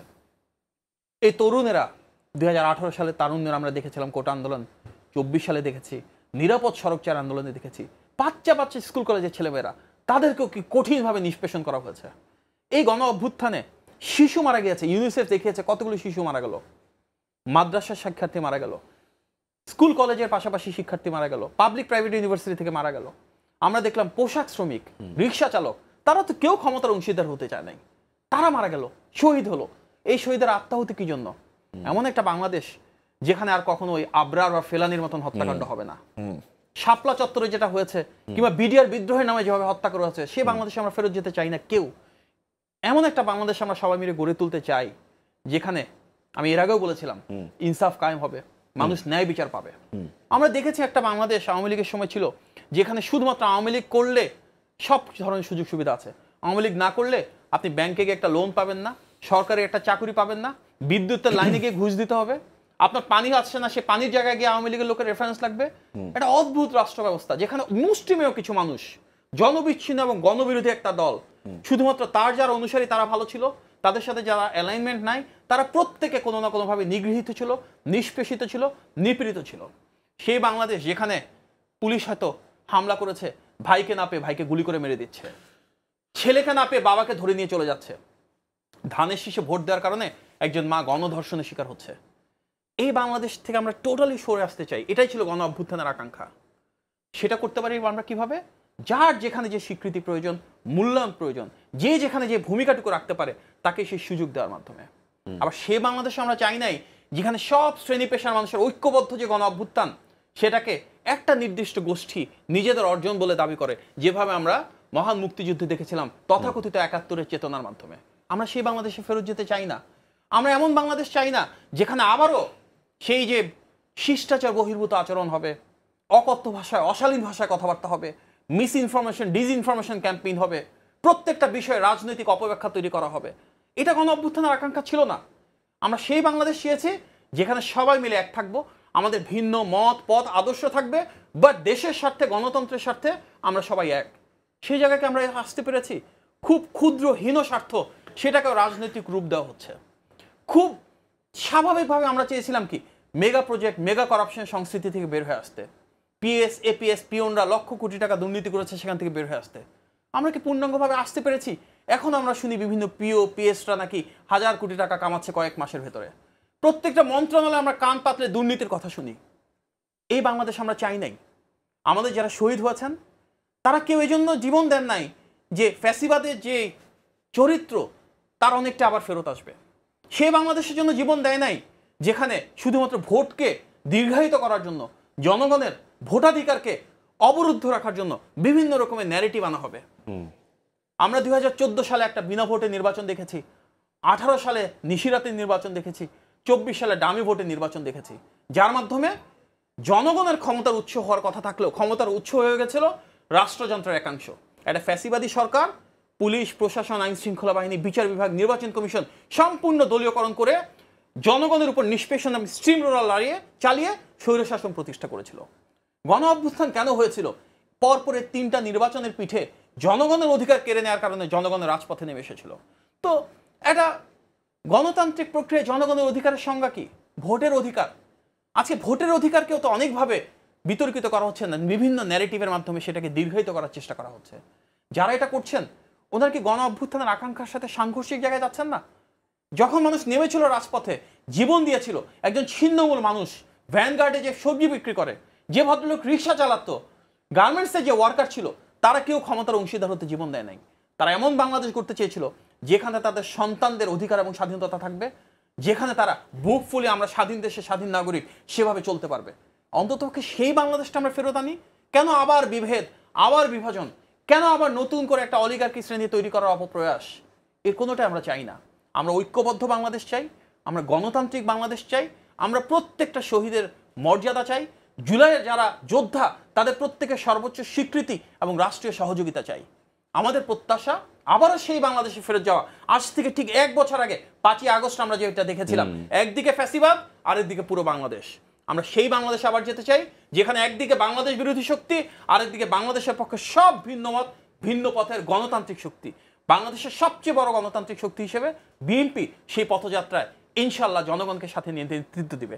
যেভাবে আমরা শহীদ প্রেসিডেন্ট জিয়াউর রহমানের সময় দেখেছি, দেশনেত্রী বেগম খালেদা জিয়ার সময় দেখেছি, এবং বর্তমানে বাংলাদেশের প্রত্যেকটা সেক্টর ধরে ধরে যিনি কাজ করছেন, স্বাধীনতা, সার্বভৌমত্ব এবং গণতন্ত্রের ঝান্ডা নিয়ে যিনি এগিয়ে যাচ্ছেন, সেই জনাব তারেক রহমানের নেতৃত্বে আমরা জনগণের পাশে আছি, জনগণের সাথে আছি, জনগণের অতন্দ্র প্রহরী হিসাবে এই বাংলাদেশকে সামনের দিকে এগিয়ে নিয়ে যেতে দৃঢ় প্রতিজ্ঞ ইনশাল্লাহ। Thank you again. আমার কিছু আর আপাতত বলার নাই, এটাই বলতে পারি যে আমার দর্শক যারা এতদিন ধরে পর্বগুলো দেখছেন তাদেরকে বলতে পারি খুব মানে বিশ্বাসের সাথে, হচ্ছে আপনারা যা মনে মনে ভাবেন সেই কথাগুলোই হয়তো মাহাদি বলে ফেললেন, এবং এটাই আসলে আমরা শুনতে চাই আগামী রাজনীতিবিদদের কাছ থেকে। আমার শেষ প্রশ্ন আসছি সাইদ আবদুল্লাহর কাছে। আগামী রাজনীতিবিদ, বর্তমানের রাজনীতিবিদ যেভাবেই বলি, সাইদ আবদুল্লাহ রাজনীতিবিদ, সাইদ আবদুল্লাহ এভাবেই বলছি, কেমন বাংলাদেশের স্বপ্ন দেখেছিলেন সেটা তো একটা আছে, এখন হতাশার গল্প আমরা জানলাম, শুনলাম অনেক। সাইদ আবদুল্লাহ, ভবিষ্যতে যদি আপনি আপনার হাত শক্ত হয়, আপনার যেই জায়গাটা আপনি দাঁড়িয়ে আছেন সেটা শক্ত হয়, তখন আপনি আমাদের পক্ষে থাকবেন তো, সাধারণ জনগণের পক্ষে সবসময় সত্য কথা বলবেন তো, এবং সবসময় আপনি একদম মজলুমের পক্ষে দাঁড়াবেন তো? অনেকগুলো প্রশ্ন করেছেন, আমি খুবই সামারি করে যদি বলি, দিন শেষ হয়ে যে বললেন না যে শক্তিশালী হওয়া হাত, এই কনসেপ্টের সাথে আমি একমত না। আচ্ছা, আমি যেটা মনে করি পাওয়ার নামে কোনো কিছু নাই, আছে হলো রেসপন্সিবিলিটি। চমৎকার। আর আপনি যদি রাজনীতিই করতে চান, আপনার রেসপন্সিবিলিটি বোধই যদি না থাকে, আপনার আসলে রাজনীতি করার কোনোই দরকার নাই। রাজনীতি করতে হলে অনেক ভুল হবে, খুবই সচরাচর কথা, ভুল হবে, কিন্তু আমরা ওই ভুলটাকে কাটিয়ে ভালো রাজনীতি প্রতিনিয়ত করতে পারছি কিনা, নতুন নতুন ভাবে ভালো কাজ করতে শিখছি কিনা, এটা খুব গুরুত্বপূর্ণ। মানুষ যদি একদম নির্ভুল হতো তাহলে তো মানুষ ফেরেশতা হয়ে যেত। আমরা কেউই আসলে নির্ভুল না, আমাদের ইন্টেনশনটা কি সেটা খুব গুরুত্বপূর্ণ। ইন্টেনশনটা যদি ভালো থাকে তাহলে দেখবেন আপনি মানুষকেই সার্ভ করার চেষ্টা করবেন। এবং আমি মনে করি যে রাজনীতিটা হওয়া উচিত হলো পিপল সেন্ট্রিক, যে মানুষ আসলে কি চায়, মানুষের কি দরকার, এই জিনিসটা যদি আপনি মাথায় রাখেন তাহলে অন্য সব সমস্যার সমাধান হয়ে যায়। কিন্তু মানুষ কি চায় এটা বাদ দিয়ে যদি আপনি ব্যক্তি কি চায় এইটা যদি সার্ভ করা শুরু করেন, তাহলে ওই জায়গাতেই একটা ভস্কর পেকে যায়। আমি আমার ক্যাটাগরি যেটা, এই আদর্শের জায়গাটা আমার কাছে মনে হয় যে একদমই জিয়াউর রহমানের আমল থেকে যেটা চলে আসছে ওইটাই, যে ব্যক্তির চেয়ে যদি দল বড় হয়, দলের চেয়েও দেশটা কিন্তু আরও বড়। সো যাই করতে থাকি না কেন সেটা দেশের স্বার্থটা সবচেয়ে আগে থাকা উচিত। আর 2 নম্বর ব্যাপারটা হলো, আপনি দেশটাকে যদি জনগণের মনে করেন, নট নেসেসারিলি যে আপনি সবসময় রেসপন্সিবল চেয়ারগুলোতেই বসে থাকবেন। এমনও হতেই পারে যে মানুষ আজকে আপনাকে পছন্দ করলো না, মানুষের হাতে এই ক্ষমতাটা থাকবে পিসফুল পাওয়ার ট্রানজিশনের, যে জায়গায় হয়তো আপনি ভিন্ন রোল প্লে করবেন, আপনি কারোর উপর চাপিয়ে দিবেন না। অর্থাৎ আমরা ব্যক্তিগতভাবে কেউ শেখ হাসিনার খাসলত নিয়ে বসে থাকতে চাই না, এটাই হলো রাজনীতির সবচেয়ে বড় কমিটমেন্ট। ভুল থাকতে পারে, কনটেক্সচুয়াল ভুলও হইতে পারে, আজকে আমরা যেটা মনে করছি কালকে মনে হলো যে না এই কাজটা হয়তো বা এইভাবে করাটা ঠিক হয় নাই, কিন্তু আমরা কি থেমে থাকবো? উত্তর হলো না, আমরা নতুন ভাবে নতুন প্যাটার্নে চিন্তাটা শুরু করব। এবং রাজনীতির যেটা ব্যাপারটা, আমি আশাবাদী হতে চাই এই জন্য, আমরা যদি মনে করি যে জাস্ট একটা জায়গায় দেশের স্বার্থটা আমাদের সবার আগে থাকবে, তাহলে দেখবেন কোনো না কোনো ক্যাপাসিটিতে ভালো কাজ করা সম্ভব। এবং মানুষের হয়ে যখন কোনো কাজ করা যাবে না, তখন আমার কাছে মনে হয় যে কোনো দায়িত্বশীল পদেও থাকা উচিত না, পলিটিক্সও করা উচিত না। কারণ মানুষেরই কথা যদি না বলা যায়, রাজনীতিটা দিন শেষে মানুষেরই কথা, তাহলে আপনার আসলে রাজনীতি করার কোনো অধিকার নাই। এবং আরেকটা যেটা ব্যাপার আমি কিভাবে দেখতে চাই, আমি এমন একটা বাংলাদেশ দেখতে চাই যে বাংলাদেশটা সব মতের, সব ধর্মের, বিভিন্ন মতাদর্শের মানুষ সবাই যাতে একসাথে বলতে পারে আমাদের ব্যক্তিগত জীবনে অনেক পার্থক্য আছে, কিন্তু এই দেশ স্টেট হিসেবে ট্রিটমেন্টের ক্ষেত্রে সবাইকে সমানভাবে ট্রিটমেন্ট করবে। দেশটা শুধুমাত্র ভিআইপি মানুষদেরই না, দেশটা যাতে ওই খেটে খাওয়া মানুষটারও হয়। একজন যে রিক্সা চালক ঢাকা বিশ্ববিদ্যালয়ে যে রিক্সা চালিয়ে যায়, উনিও যাতে স্বপ্ন দেখতে শেখে যে ওই যে আমারও সন্তানরা অন্তত পক্ষে তার চেয়ে ভালো একটা লাইফ লিড করে তার সন্তানটাও কোনোদিন বিশ্ববিদ্যালয়ে পড়তে পারে। একজন দেশের সর্বোচ্চ ক্ষমতাশীল ব্যক্তি, তারও যাতে এই ধারণাটা থাকে আমার সন্তানরা যদি আজকে অপকর্ম করে তাহলে সেও কিন্তু আরেকজন মানুষের মতো নর্মাল ট্রায়াল সিস্টেমের ভেতর দিয়ে তার যেতে হতে পারে। এই যে ক্ষমতাসীনদের ভয় আর যারা আদতে মনে হয় যে ক্ষমতাসীন না, তাদের স্বপ্ন, এই দুইটাকে যদি ইকুয়াল ফুটিংয়ে আমরা নিয়ে আসতে পারি, ওইটাই হবে স্বপ্নের বাংলাদেশ।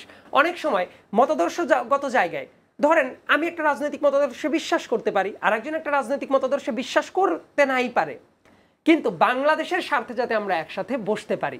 এবং একটা রাজনৈতিক মতাদর্শ আমার থাকার মানে এই না যে আরেকজন এসে বলো ওই অমুকে তো অমুক করে, অতএব ওনাকে মাইনাস করে ফেলা দরকার। এই যে এই কালচারটাও থাকাটা উচিত না। আমি আশাবাদী হতে চাই, এবং যে আশাটা দেখলে বাংলাদেশের মানুষ অনেক ভুল সত্ত্বেও বলতে পারবে যে না, আমাদের নেতাগুলো অন্তত আমাদের কথা ভাবে, এমনই একজন পন্থায় বিশ্বাসী হয়ে ওই রাজনীতিটাই আমি করতে চাই। Beautiful, thank you very much Mahadi Amin, অনেক ধন্যবাদ আমার শোতে এতক্ষণ সময় দেওয়ার জন্য। এবং সবচেয়ে বড় বিষয় হচ্ছে কথাগুলো আমি চেষ্টা করেছি আমার জায়গা থেকে কোনোভাবে ডিস্টার্ব না করে আমার বক্তাকে বলতে দিতে, এবং আমি এটার জন্যই আসলে এই শোটা করাই। আমার শোয়ের একটা খুব ইন্টারেস্টিং জায়গা হচ্ছে এখানে কোনো টাইমের লিমিট নাই। তো এটাই ছিল শর্ত এই কাজটা করার, যে আমাকে টাইম লিমিট দেওয়া যাবে না। কারণ আমার কাছে মনে হয় আমাদের দেশে যেই প্যাটার্নের কাজগুলো হয় সেখানে টাইমের লিমিটে অ্যাঙ্কর আটকায় ফেলেন, বক্তাদেরকে কথা বলতে শেষ করতে পারেন না। তো আমার কাছে মনে হয় যে আপনি শেষ করতে পেরেছেন। অনেক অনেক স্বাগতম, ধন্যবাদ এবং শুভকামনা। চমৎকার হয়েছে। Thank you. অ্যান্ড সাইদাতুল্লাহ, কথা কি শেষ করতে পেরেছেন? Thank you so much. কথা যেদিন শেষ হয়, মানুষ তো দিন মারা যায়, আচ্ছা। তো মারা যাওয়ার আগ পর্যন্ত কথা চলতেই থাকবে। তবে এই শোটা খুবই ফাইন একটা নোটে শেষ হয়েছে, এটা আমার কাছে খুবই ভালো লেগেছে। Thank you very much. দর্শক, অনেক কথাই তো শুনলেন। আজকে বিজয়ের দিন। এই পর্বটা যখন প্রচারিত হচ্ছে তখন হাসিনা পালাইছে গত বছর, এবং হাসিনা আসলে একটা সিম্বল, একটা চরম অত্যাচারী একজন শাসক, শোষক, জনগণের তোড়ে, জনগণের ভয়ে ধেয়ে আসছে। বাংলাদেশপন্থী মানুষ তাদের ভয়ে দেশ থেকে পালিয়েছিল। আজকে সেই দিন যেদিন লক্ষ জনতা, কোটি জনতার, সারা বাংলাদেশের প্রবাসীদের, বাংলাদেশের ছাত্রদের, মজুরের, বাংলাদেশের শ্রমিকের, বাংলাদেশের সকল শ্রেণী পেশার মানুষের বিজয় হয়েছিল। বাংলাদেশপন্থী প্রত্যেকটা মানুষের বিজয়ের দিন আজকে। আমরা বলি বাংলাদেশ 2.0, বাংলাদেশ 2.0, 3.0, 4.0 বুঝি না, যেটা বুঝি বাংলাদেশ, বাংলাদেশি। তুমি কে, আমি কে, আমরা সবাই বাংলাদেশ। আমাদের বাংলাদেশে যেন আর কখনোই কোনোভাবে কোনো অত্যাচারী শাসক আসতে না পারে, সেই বন্দোবস্ত আমাদের করতে হবে। আমি এটাকেই নতুন বন্দোবস্ত বুঝি, এটাকে আমি নতুন রাজনীতি বুঝি। আমরা সেটাই বুঝতে চাই। আজকের সিজন এখানেই শেষ হচ্ছে তুমি কে আমি কে প্রোগ্রামের। হয়তো আগামী বছর বেঁচে থাকলে হয়তো তুমি কে আমাকে নিয়ে আবারও ফিরতে পারি, জানি না বেঁচে থাকবো কিনা। তবে সুস্থভাবে একটা সুন্দর বাংলাদেশে বেঁচে থাকতে চাই। যতদিন বেঁচে আছি বুক ভরে নিঃশ্বাস নিতে চাই একটা স্বাধীন বাংলাদেশে। কোনো বিদেশি শক্তির ছায়া এই দেশে পড়বে না। এই দেশের রাজনীতিবিদরা শুধু বাংলাদেশপন্থী রাজনীতিটা করবে, সেটাই বিশ্বাস রাখতে চাই। এবং সেই জায়গা থেকেই শেষ করছি অনেক আশাবাদের গল্প দিয়ে। অনেক তো হলো না, কষ্টের কথা। চলেন আমরা একটু হাসি, আজকে বিজয়ের দিন। চলেন বুক ভরে নিঃশ্বাস নিই। আমার বাংলাদেশ, আমাদের সবার বাংলাদেশ। সবাই ভালো থাকবেন। সবাইকে অসংখ্য ধন্যবাদ। আসসালামু আলাইকুম।